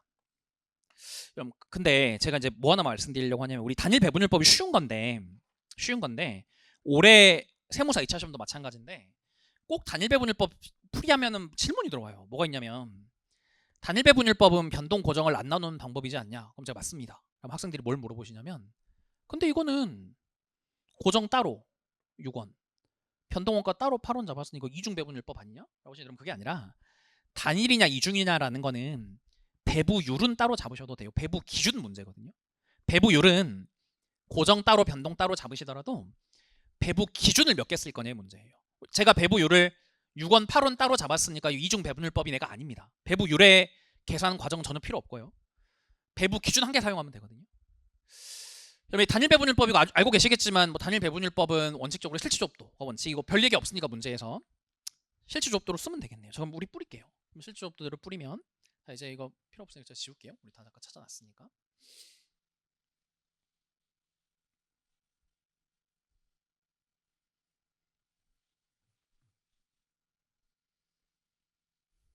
그러면 우리가 지금부터 뿌릴게요. 여러분 그 실질조업도대로 가는 건데 우리 실질조업도 아까 찾아놓은 게 P1이 수선을 16,000시간 썼고요. P2가 30,000시간 썼습니다. 그럼 뿌리세요. 얘가 수선을 16,000시간 사용했고 얘가 30,000시간 사용했고 배부율은 얘가 14원 얘가 14원 물리면 되겠네요. 그럼 우리 배부율 나오죠. 그럼 그렇게 푸시면 물음 1번에서요. 괄호 1에 얘가 이거만 22만 4천? 42만.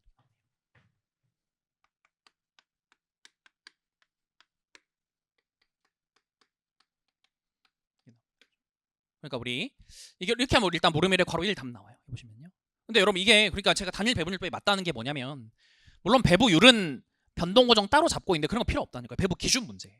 배부 기준을 실제 조업도인 16,000시간, 30,000시간 한 개를 썼잖아요. 이게 단일입니다.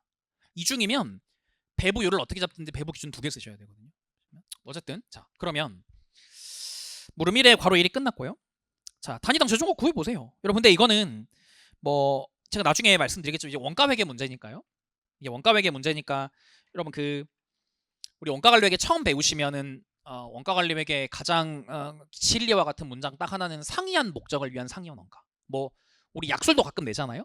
원가의 분류는 고정돼 있냐? 뭐 이런 아니라고요. 어떤 목적으로 원가 집계하냐에 따라 달라지는 건데 일단 그 원가 회계는 기본적으로 제품 원가를 구하는 거니 원가 회계 가장 기본적인 원가 분류는 제품 원가와 판관비 나누는 거고요. 관리 회계는 저희가 알고 있지만 의사결정이 기본적인 거니까 변동비 고정비 구분하셔야 되고요. 일단 뭐 그렇다고 치고 얘는 원가 회계니까 변동비 고정비 구분한 건 수습 쓰시면 되겠네요. 그죠? 단위당 제조 원가가 우리 뭐 정답에 있지만 여러분이 여기서 직접 재료 원가, 직접 노무 원가, 변동 제조 관점 원가, 고정 제조 관점 원가는 단위 원가로 바꾸시고요. 단위 원가 물어봤으니까. 그럼 실제 생산량 나눠서 가면 됩니다. 그 다음에 한 가지 예 뿌려야죠. 수선부 원가. 이것까지 반영하시면 뭐 정답 보세요. 어려운 거 아니니까요.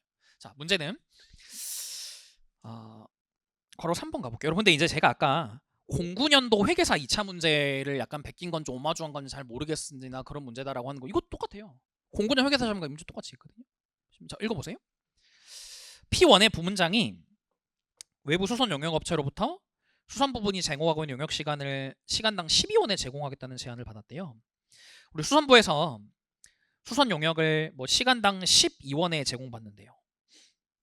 자, 이거를 P1 부분 입장이랑 그 다음에 회사 전체 입장에서 증분손익 구하라는 겁니다. 그렇죠? 해보세요. 자 만약에 P1은 사오게 되면요 이거 배부 안 받습니다. 그럼 우리 부분 입장에서는 외부에서 사오면 얘가 원래 사주겠다는 지금 주겠다는 금액이 시간당 12원이래. 16,000시간 쓰는 거니까 얘가 16,000시간에 12원이잖아요. 자 그러면 P1 입장에서는 사오면 증분수익은 22만 4천 배부 안 받는 게 원가 절감. 그러니까 정확히는 배부액 절감일 거고요. 증분비용은 요거 나오겠죠. 16,000시간에 12원. 그렇죠? 그런데 회사 전체 입장에서는 여러분 이제 우리 회사 전체 입장에서는 수선 용역이니까 수선부 원가 행태를 봐야 되거든요. 그리고 그럼 제가 이제 지금 말씀드리지만 이거는 관리회계 문제이기 때문에 관리회계의 기본적인 원가 분류는 변동비 고정비입니다. 고정비는 조업도와 관계없이 원가가 일정하고요. 조업도가 증가하거나 감소하면 변동비만 움직이는 거잖아요. 자 만약에 수선부 입장에서 16,000시간을 사오기 때문에 16,000시간을 덜 만든다라고 하면 고정비에 아무 상관도 없는 거고 지금 이제 우리 좀 말씀드리겠지만 고정비는 원가가 단기간에 고정이니까 상관없고요. 변동 원가는 시간당 8원씩 줄어들 겁니다. 그죠? 우리가 그러면 16,000시간에 8원이 원가 절감액이고 대신 증분 비용은 16,000시간에 12원 잡으시면 되겠고요. 그죠? 해보세요. 그럼 저희가 그게 괄호 2번 답 될 겁니다. 그럼 이게 근데 뭐 똑같은 게 공고년도 있습니다. 있는데 이제 문제가 뭐냐면 자 물음 2번 가볼게요. 지금부터.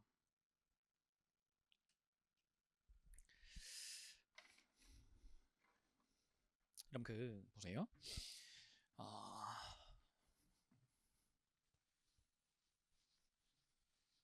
그럼 저희가 이거를 제가 잠깐만 설명하고 우리 24년도 회계사 문제 약수를 하나 보러 갈 거거든요. 보세요. 얘가 이제 아까 제가 말씀드린 것처럼 이 문제에 대해서 세무사 학생들의 올해 시험 보신 분들의 의문점은 최대 시간 6만 시간과 57,500시간 안 맞는다. 문제가 잘못된 거냐? 잘못된 거 아닙니다. 교수님 일부러 이렇게 만든 거예요. 그리고 이게 이제 제가 아까 유사하게 09년도 회계사 시험에도 있다 그랬고요. 또 그럼 이게 왜 이렇게 생긴지를 아셔야 우리 아까 제가 말씀드린 2024년도 회계사 문제 약수를 좀 쓸 수 있거든요. 그럼 이게 뭐냐면 보세요. 일단 여러분 저희가 잠깐만 가볼게요. 아까 2024년도 회계사 2차 문제 약수를 이런 게 하나 있어. 우리 교재 7페이지 한번 가볼게요.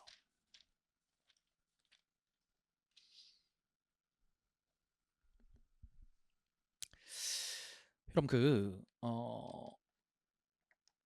물음 3번에서 뭐라고 물어보냐면요. 이중배분율법을 적용할 때 문제점이 뭐냐? 이거 보세요.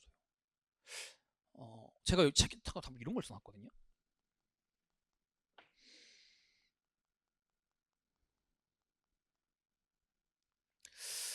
이게 지금 답이라고 써놨는데 그 시험 끝나고 학생들이 저한테 물어보신 건 이거였습니다. 물음 3번의 이중배분율법의 문제가 자기들이 시중에 있는 교재들을 다 찾아보니까 이중배분율법의 단점으로 이게 나온대요. 복잡하다. 계산이 복잡하다는데 두 개래요. 한 가지가 더 뭔데요? 이거 물어보시는 분이 많았거든요. 근데 이 문제 읽어보시면 교수님 그거 쓰라는 게 아니거든요. 물론 이제 이게 시험에 처음 나온 것도 맞고 뭐 책들에서 잘 설명 안 하는 것도 맞는 얘기인데 근데 이제 어쨌든 뭐 복잡하다 이런 거 쓰는 건 아마 그럴 겁니다. 제가 볼 때 그 교수님 당연히 오답 처리할 것 같거든요. 이제 그런 걸 지적하는 문제가 아니기 때문에. 근데 이걸 이해하려면 이게 도대체 뭔데? 이걸 좀 이해하셔야 되는데 여러분 보세요. 저희가 지금부터 자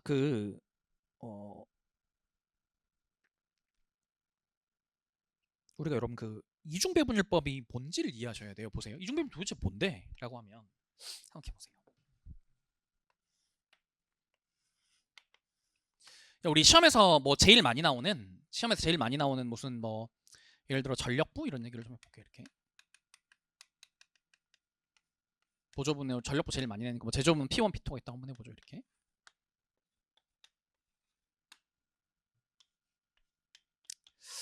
그럼 제가 예전에 우리 그러니까 원가 관리 여러분 처음 공부할 때부터 아마 배우실 거라고 믿고 있는데 이중배분율법은 도대체 논리가 뭐냐인데요.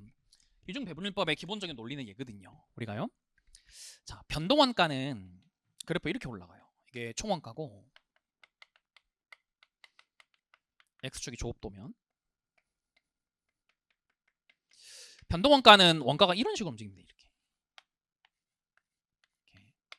그러니까 변동원가는 우리 실제 조업도의 원가가 비례하는 게 맞거든요. 우리 변동원가 여러분 가장 대표적인 사례가 직접 재료 원가거든요. 그럼 예를 들어서 생산량이 늘면 재료 원가가 늘겠죠. 예를 들어 뭐 식당이다. 밥을 5명, 10명, 15명, 20명 먹으면 재료는 계속 늘어날 겁니다.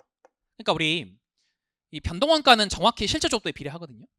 그러니까 이거를 실제 조업도대로 뿌리는 게 인과관계상 아무런 문제가 없어요. 근데 고정비는 그래프가 얘라니까요. 고정비 냅니다. 이렇게.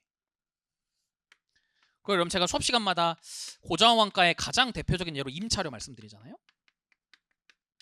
그러니까 고정원가의 문제는 실제 조업도 연동하지 않는다는 게 문제예요.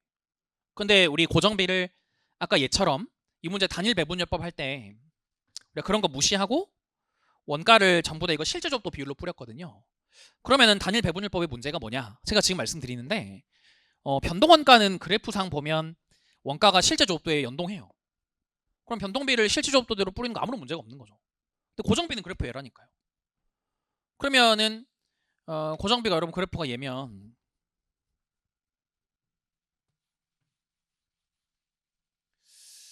고정비의 그래프 앱은요. 얘는 그래프상 보시는 것처럼 아시겠지만 실제 조업도랑 아무 상관이 없어요. 고정비는 실제 조업도가 늘어난다고 원가가 늘어나냐 안 늘어납니다. 그러니까 예를 들어 우리 공장의 월세가 1억인데 생산을 더 하면 월세를 더 내냐 안 내요. 생산이 줄어들면 월세가 깎이냐 안 깎입니다. 그러니까 고정비는 실제 조업도랑 아무 상관이 없다는 얘기거든요. 자, 그래서 우리 일단 여기까지는 반드시 아셔야 되고요. 그럼 고정비는 도대체 뭐랑 관계가 있는 거냐 라고 하면 여러분 제가 이런 말씀 드리잖아요. 임차료라는 거는 그러니까 예를 들어 생각해 보세요. 우리 학원이 만약에 이 건물 전체를 빌렸었는데 한 달에 3억을 낸다 라고 가정을 해볼게요. 우리 학원이 3억을 내는 거는 임차료 3억을 내는 거는 학생들이 줄어들면 월세가 깎이냐? 전혀 안 깎입니다. 학생들이 더 월세를 더 내냐? 전혀 더 내지 않아요. 그럼 이건 어떻게 만들어진 거냐? 고정비 이렇게 만들어지는 거거든요. 그러니까 우리가 왜 우리 학원 임차료 3억을 내냐면 이 학원을 최초로 만들 당시에 우리 학원에서 아마 생각을 해봤을 겁니다. 학생들이 한 달에 가장 많이 오면 몇 명이 나올까? 라고 생각해 보니까 그 회계사 종합반 개강하는 달 1월이나 뭐 저기 세무사 뭐 객관식 하면 5월? 뭐 5월 뭐 1월이나 5월 뭐 이때 가장 많이 올 것 같고 그때 우리 학원에 실강 인원을 맥시멈 최대치로 한 2,000명까지 올 것 같은데 라고 생각이 들면 학원에서는 2,000명을 수용할 수 있는 규모의 학원을 빌려야 돼요. 그러다 보니까 적당한 자리가 이 자리였고 건물주가 3억 달래요. 그리고 어쩔 수 없이 3억 내는 겁니다. 그럼 우리 이 고정비 있잖아요. 임차료와 같은 고정비는 보통 우리가 어떤 설비를 이 설비 용량을 확보하기 위한 원가라고 하거든요. 이거요. 그리고 당연히 설비 용량은 최대 조업도만큼을 확보해줘야 됩니다. 최대 조업도. 뭐 이거를 어떤 경우는 어떤 교재에서는 예정 조업도라는 표현도 좀 쓰는데 이만큼 확보하셔야 돼요. 그러니까 우리가 만약에 아까 제가 말씀드린 것처럼 우리 학원이 몇 명까지 올 것 같으냐? 가장 많이 한 달에 2,000명 올 것 같아. 2,000명? 2,000명이면 여기 자리 정도 2,000명 수용이 되겠구만. 여기 얼마요? 여기 한 달에 3억 내래요. 어쩔 수 3억 내야죠. 뭐. 그럼 그 다음부터는 실제 2,000명이 오든 200명이 오든 3,000명이 오든 10명이 오든 그냥 무조건 3억입니다. 그러니까 이제 그때부터는 실제 조업도에 무관한 거고요. 그러니까 고정비의 문제는 뭐냐면 실제 조업도와 관계가 없고 내가 이거는 일종의 설비 용량을 확보하기 위한 비용인데 설비 용량이라는 건 최대 조업도만 확보를 해줘야 되거든요. 얘가요.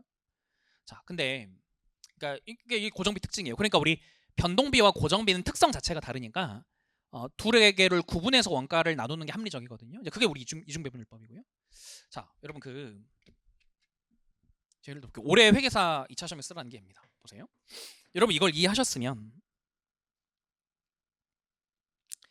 올해 회계사 2차 시험에서 교수님이 이중배분율법의 문제가 뭐냐? 두 개를 써보자 라고 되어 있거든요. 이중배분율법의 문제가 뭐냐? 이겁니다. 보세요. 자, 이제 우리가 여러분이 그럼 고정비는 최대 조업도만큼 확보하는 거니까 요거랑 관련이 있는 거구나 라는 걸 알았으면 여러분 제가 한번 예를 들어 볼게요. 우리 만약에 우리 학원이 있는데 고정원가에 이렇게 임차료가 있대요.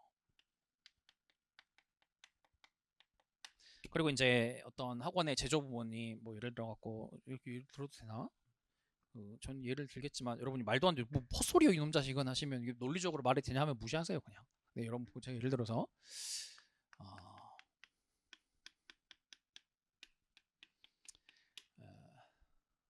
김기동 선생님이 있고요. 다음에 김중길 선생님이 이렇게. 그러면 이제 변동비야 뭐 실제 조업도에 비례하는 거니까 뭐 실제 조업대로 간다 치지만 여러분 이제 예를 들어 볼게요. 우리 임차료가 있는데 고정비거든요. 그럼 제가 방금 얘기한 것처럼 우리 임차료 고정비는 왜 발생하냐면요.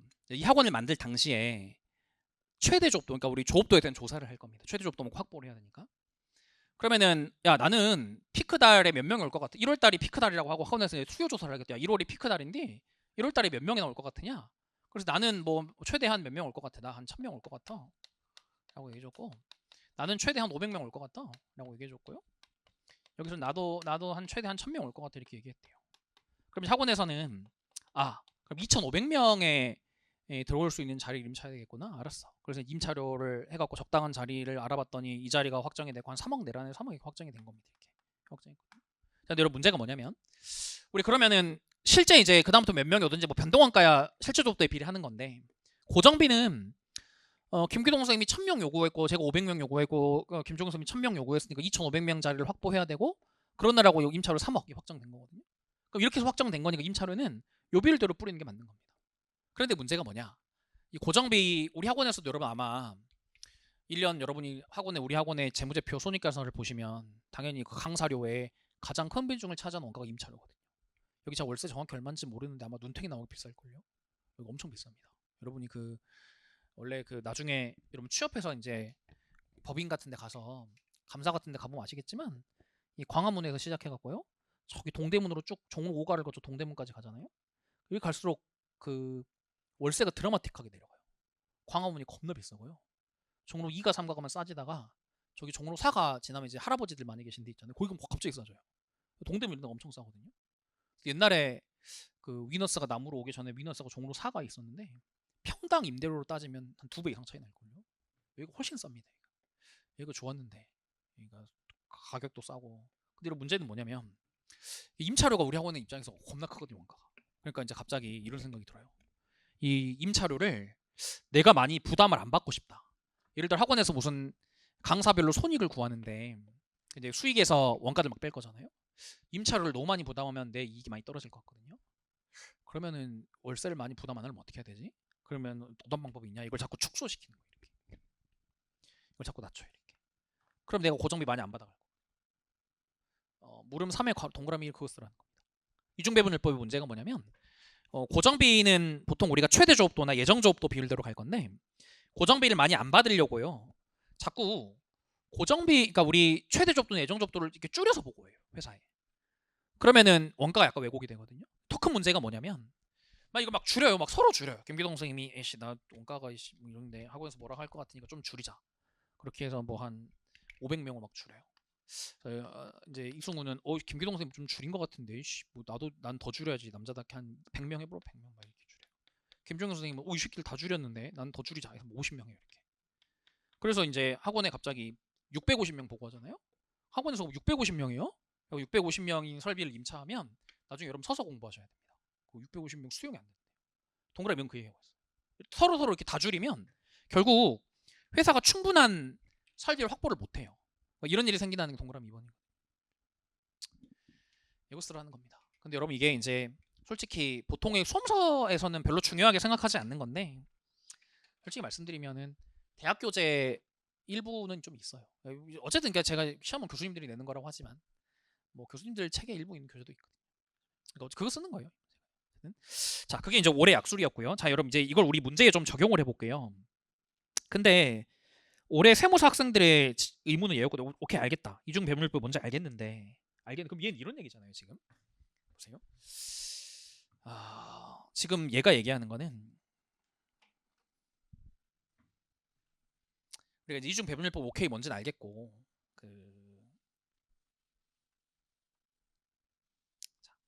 이 이중 배분율법이니까 우리 변동비랑 고정비 나눠서 뿌릴게요. 지금부터.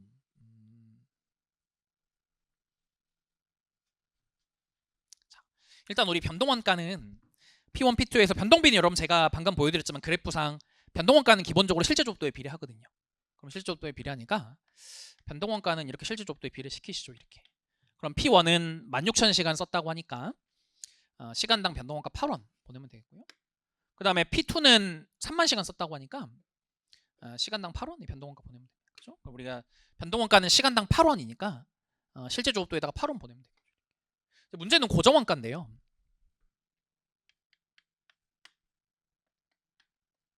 자, 우리 고정원가 한번 지금부터 보내볼게요. 제가 고정원가가 문제인데 그럼 고정원가는 이런 얘기 했다니까요. P1이 뭐라 그러냐면 나는 올해 2만 시간 쓸 거야 라고 얘기했대요. 얘한테 요청한 게 나는 2만 시간 쓸 거다 이렇게 요청했대요.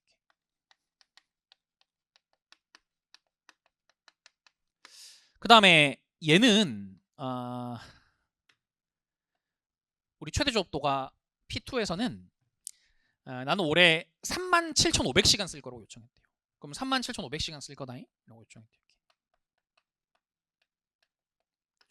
그러면 이제 우리가 그냥 상식적으로 생각하기에는 그러면은 합계 57,500시간의 요청이 들어왔으니까 57,500시간만큼 설비를 확보하면 되잖아요. 그런데 여러분 이게 이제 이런 문제가 좀 있어요. 회사에서 우리 뭐 제가 09년도 회계사 시험도 이런 사례라고 말씀드렸지만 이 두 가지 문제가 있는데 첫 번째가 뭐냐면요. 57,500시간을 정확히 확보를 못할 수도 있으니까 예를 들어서 설비 투자라는 게 내가 원하는 만큼 뭐 시간 단위로 확보가 되는 게 아니라 예를 들어서 무슨 1000시간 단위로 확보가 된다든가 뭐 500시간 단위로 확보가 된다 이런 경우가 있을 수 있고요. 또 하나는 뭐냐면 저희가 방금 얘기한 거죠. 예. 회사가 알고 있거든요. 얘네들이 원가를 덜 배부받기 위해서 아까 물음 3번처럼 원가를 덜 배부받으려고 각 제조부문들이 자기들의 최대 조업도를 축소 보고할 수도 있다는 걸 회사도 알고 있습니다. 그러니까 이게 57,500시간을 요청했지만 이게 축소 보고될 가능성이 있다는 걸 회사도 인지하고 있거든요. 그러니까 일부러 좀 더 여유 있게 설비를 확보하는 경우가 있어요. 그러니까 우리가 어떤 경우인지 알 수 없죠. 우리 책에서 이제 교수님이 왜 우리가 2,500시간을 추가 확보했는지는 이유는 알 수 없지만 아까 제가 말씀드린 전자처럼 정확히 57,500 확보가 안 되는 상황일 수도 있고요.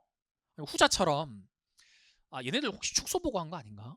이런 의심이 들어서 회사가 올해 조업이 부족한 정도의 설비를 잡으면 안 되는 거니까 좀 충분한 설비를 확보하느라 2,500시간 더 잡았을 수도 있거든요. 이유는 알 수 없는데 얘네가 6만 시간 확보했다는 겁니다. 지금.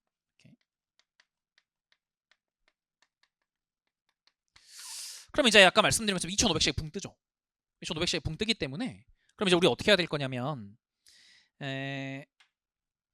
2만 시간분은 P1한테 주고요. 37,500시간분은 P2한테 줍니다. 근데 2,500시간은 회사가 추가로 그냥 확보한 거죠. 여분으로. 그럼 회사가 왜인지 이유는 알 수 없으나 추가 내지는 여유 시간을 두기 위해 확보한 2,500시간은 별개로 갑니다. 그래서 우리 27만 6천 원을 이제 우리 고정비니까요. 그럼 이거를 6만 시간으로 이렇게 나누시면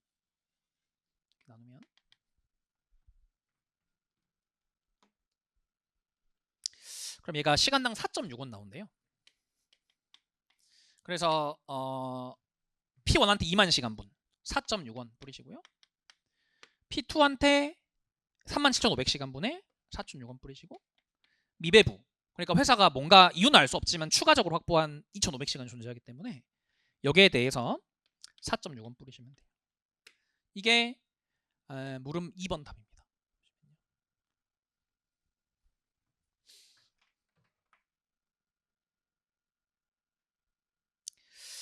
그럼 읽어보세요. P1, P2가 수전 부분으로부터 배부받을 원가를 각각 구해보세요. 라고 해서 이제 제가 요런 계산을 할 거다라고 말씀드렸는데 보시고요. 그럼 그렇게 해서 중요한 거는 아까 제가 말씀드렸잖아요. 예. 요 계산입니다. 우리 고정비에 해당하는 애. 요 계산이 좀 중요하거든요. 이게. 도대체 우리가 왜 고정비 계산을 이렇게 하는 것인가?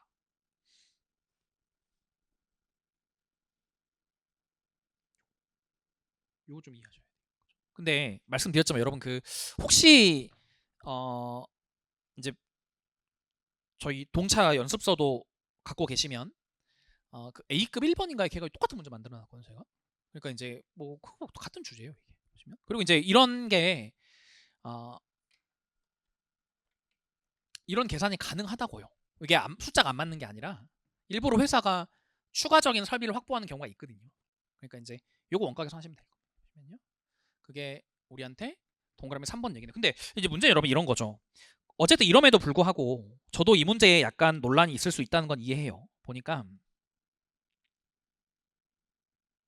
자 읽어보세요. 물음 이번에 괄호 1번 읽어볼게요. 세무는 보조 부문의 미사용 원가를 제조 부문에 부담시키지 않고 별도로 파악하고 있대요.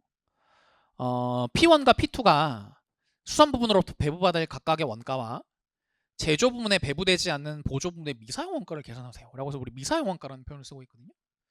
근데 여러분 있잖아요. 우리 미사용 원가는 뭐라고 알고 있냐면 예를 들면 이런 거죠. 이것도 한번 생각해 보세요. 여러분 우리 회계사 2차 시험에 가보면 이런 게 있어요. P1이 전체 2만 시간을 확보했는데 16,000시간을 조업했고 4,000 조업을 안 했거든요. 그럼 나머지 4,000시간은 뭐냐? 미사용 원가입니다. 우리 회계사 2차 시험은 21년도에 그렇게 계산했거든요. 그러니까 여러분 만약에 21년도 회계사 2차 문제라면 자 고정원가를 우리가 이렇게 받아왔잖아요. 고정원가를 이렇게 받았으니까 예를 한번 들어볼게요. 그럼 이 중에 우리가 사용한 게 얼마냐? 16,000시간 돌아갔으니까 16,000시간에 4.6원은 사용했고요. 미사용은 나머지 4,000시간에 4.6원. 얘가 우리 미사용일 겁니다. 그렇잖아요. 2만 시간 확보했는데 실제 쓴 건 16,000이 2,000이 미사용, 4,000시간이 미사용일 거고 얘도 마찬가지로 똑같은 얘기가 되겠죠. 뭐 사용은 3만 시간에 뭐 4.6원. 나머지 미사용은 7,500시간에 4.6원. 이것도 미사용 활동 원가 아닌가요? 이렇게 물어볼 수 있는데 근데 이제 문제가 있죠. 뭐냐면요. 이게 미사용 활동 원가 맞습니다. 맞는데 근데 이거는 P1, P2의 미사용 활동 원가예요. 교수님이 시험에서 물어본 거는 수선부예요. 수선부. 얘 걸 물었더니 지금 얘 거. 얘 걸 물어보고 있죠. 그러니까 문제 읽어보시라니까요. 우리가 그 수선부의 미사용 원가입니다. 이게 지금 만약에 뭐 공장 전체의 미사용 이런 식으로 가면 공장 전체의 미사용 이런 식으로 가면은 얘네를 포함할 여지도 있을 수 있는데 지금 이거 수선부 걸 물어봤다니까요. 근데 이제 또 한 가지 이런 게 좀 있긴 있죠.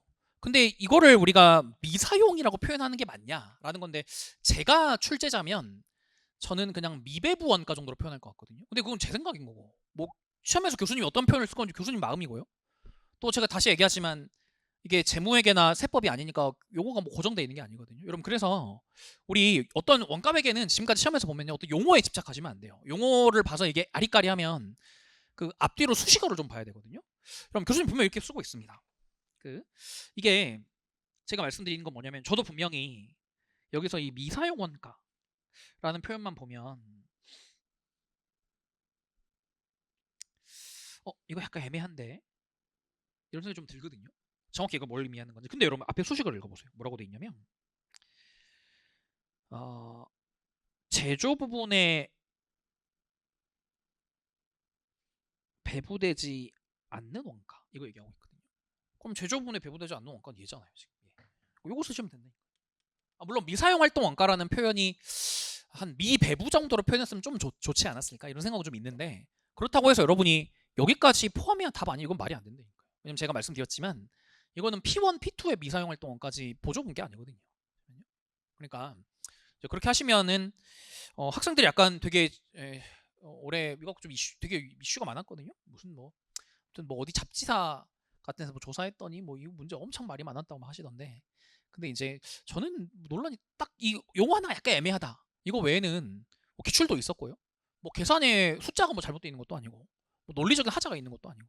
그러니까 읽어보시면 뭐 그런 문제가 물음 2번입니다. 읽어보시고 이런 물음 2의 괄호 2는 관리회계 문제인지 아시면 좋겠어. 왜냐면 제가 다시 얘기하지만 이제 이게 관리회계로 가잖아요. 관리회계로 가면 제가 다시 얘기할게요. 관리회계는 원가의 분류가 바뀝니다. 변동비는 관련 원가, 고정비는 비관련 원가거든요. 그러니까 예를 들어 특별 주문을 받았는데 특별 주문 때문에 특별 주문분을 추가 생산하면서 원가가 증가하는 건 변동 원가예요. 고정비는 증가하지 않거든요. 자 그러면은 그러니까 여러분 이 문제는 제가 이걸 시험장에서 푼다고 하면 가장 먼저 확인하셔야 되는 건 뭐냐면 변동비를 뽑는 거죠. 우리가 그러면 자 Y 6,000개에 대한 특별 주문을 받았다고 하는데 우리 관리회계에서는 변동 원가는 관련 원가, 고정비는 비관련 원가. 고정비는 증가하지 않으니까요. 그러면 고정비는 버리셔야죠. 그럼 우리가 여기서 원가 정리하실 때 지금 또 원가를 좀 챙겨보시면 변동원가, 변동원가, 변동원가, 고정비는 아웃하고요. 그 다음에 우리 수선부에서 받은 원가 중에는 고정비 똑같이 무시하고 변동비 이건 챙겨야겠네요. 3만 시간에 8원인가요? 우리 여기에 플러스 3만 시간에 8원. 3만 시간에 8원 여기까지. 우리 챙기면 이게 변동원가입니다. 그럼 여러분이 요거까지 우리 단위원가로 챙겨서 계산하시면 돼요. 그러니까 우리 결국 이제 관리회계로 바뀌었으니까 이게 제조원가냐 판관비냐가 중요한 게 아니고 변동비냐 고정비냐가 중요한 분류거든요. 그럼 변동비가 재료원가, 노무원가, 변동제조간접원가에 보조부문의 변동원가 받은 것까지가 관련원가고요. 나머지 이 고정제조간접원가와 보조부문으로 받은 고정비 필요 없는 거고요. 그럼 여러분 그렇게 하시면 저희가 정답에 가서 그래서 이제 이게 우리 관련원가가 되는 거죠. 옛날 시험들은 아주 옛날 기출들을 보면요, 이럴 때 무슨 관련원가가 얼마나 이런 거 묻는 경우도 좀 있었거든요. 여기서 이제 관련원가 얘가 될 겁니다. 변동원가, 그죠? 직접 재료원가, 직접 노무원가, 변동 제조간접원가에 보조문으로부터 받은 건 변동원가까지만. 그렇게 해서 우리 이거 잡으시면 이거 계산하면 되겠네요. 6,000개 특별주문 받은 공원이익 증가액이 증분수익이고요. 증분비용은 우리 아까 보니까 Y 부분은 유유설비가 5,000개 있었거든요.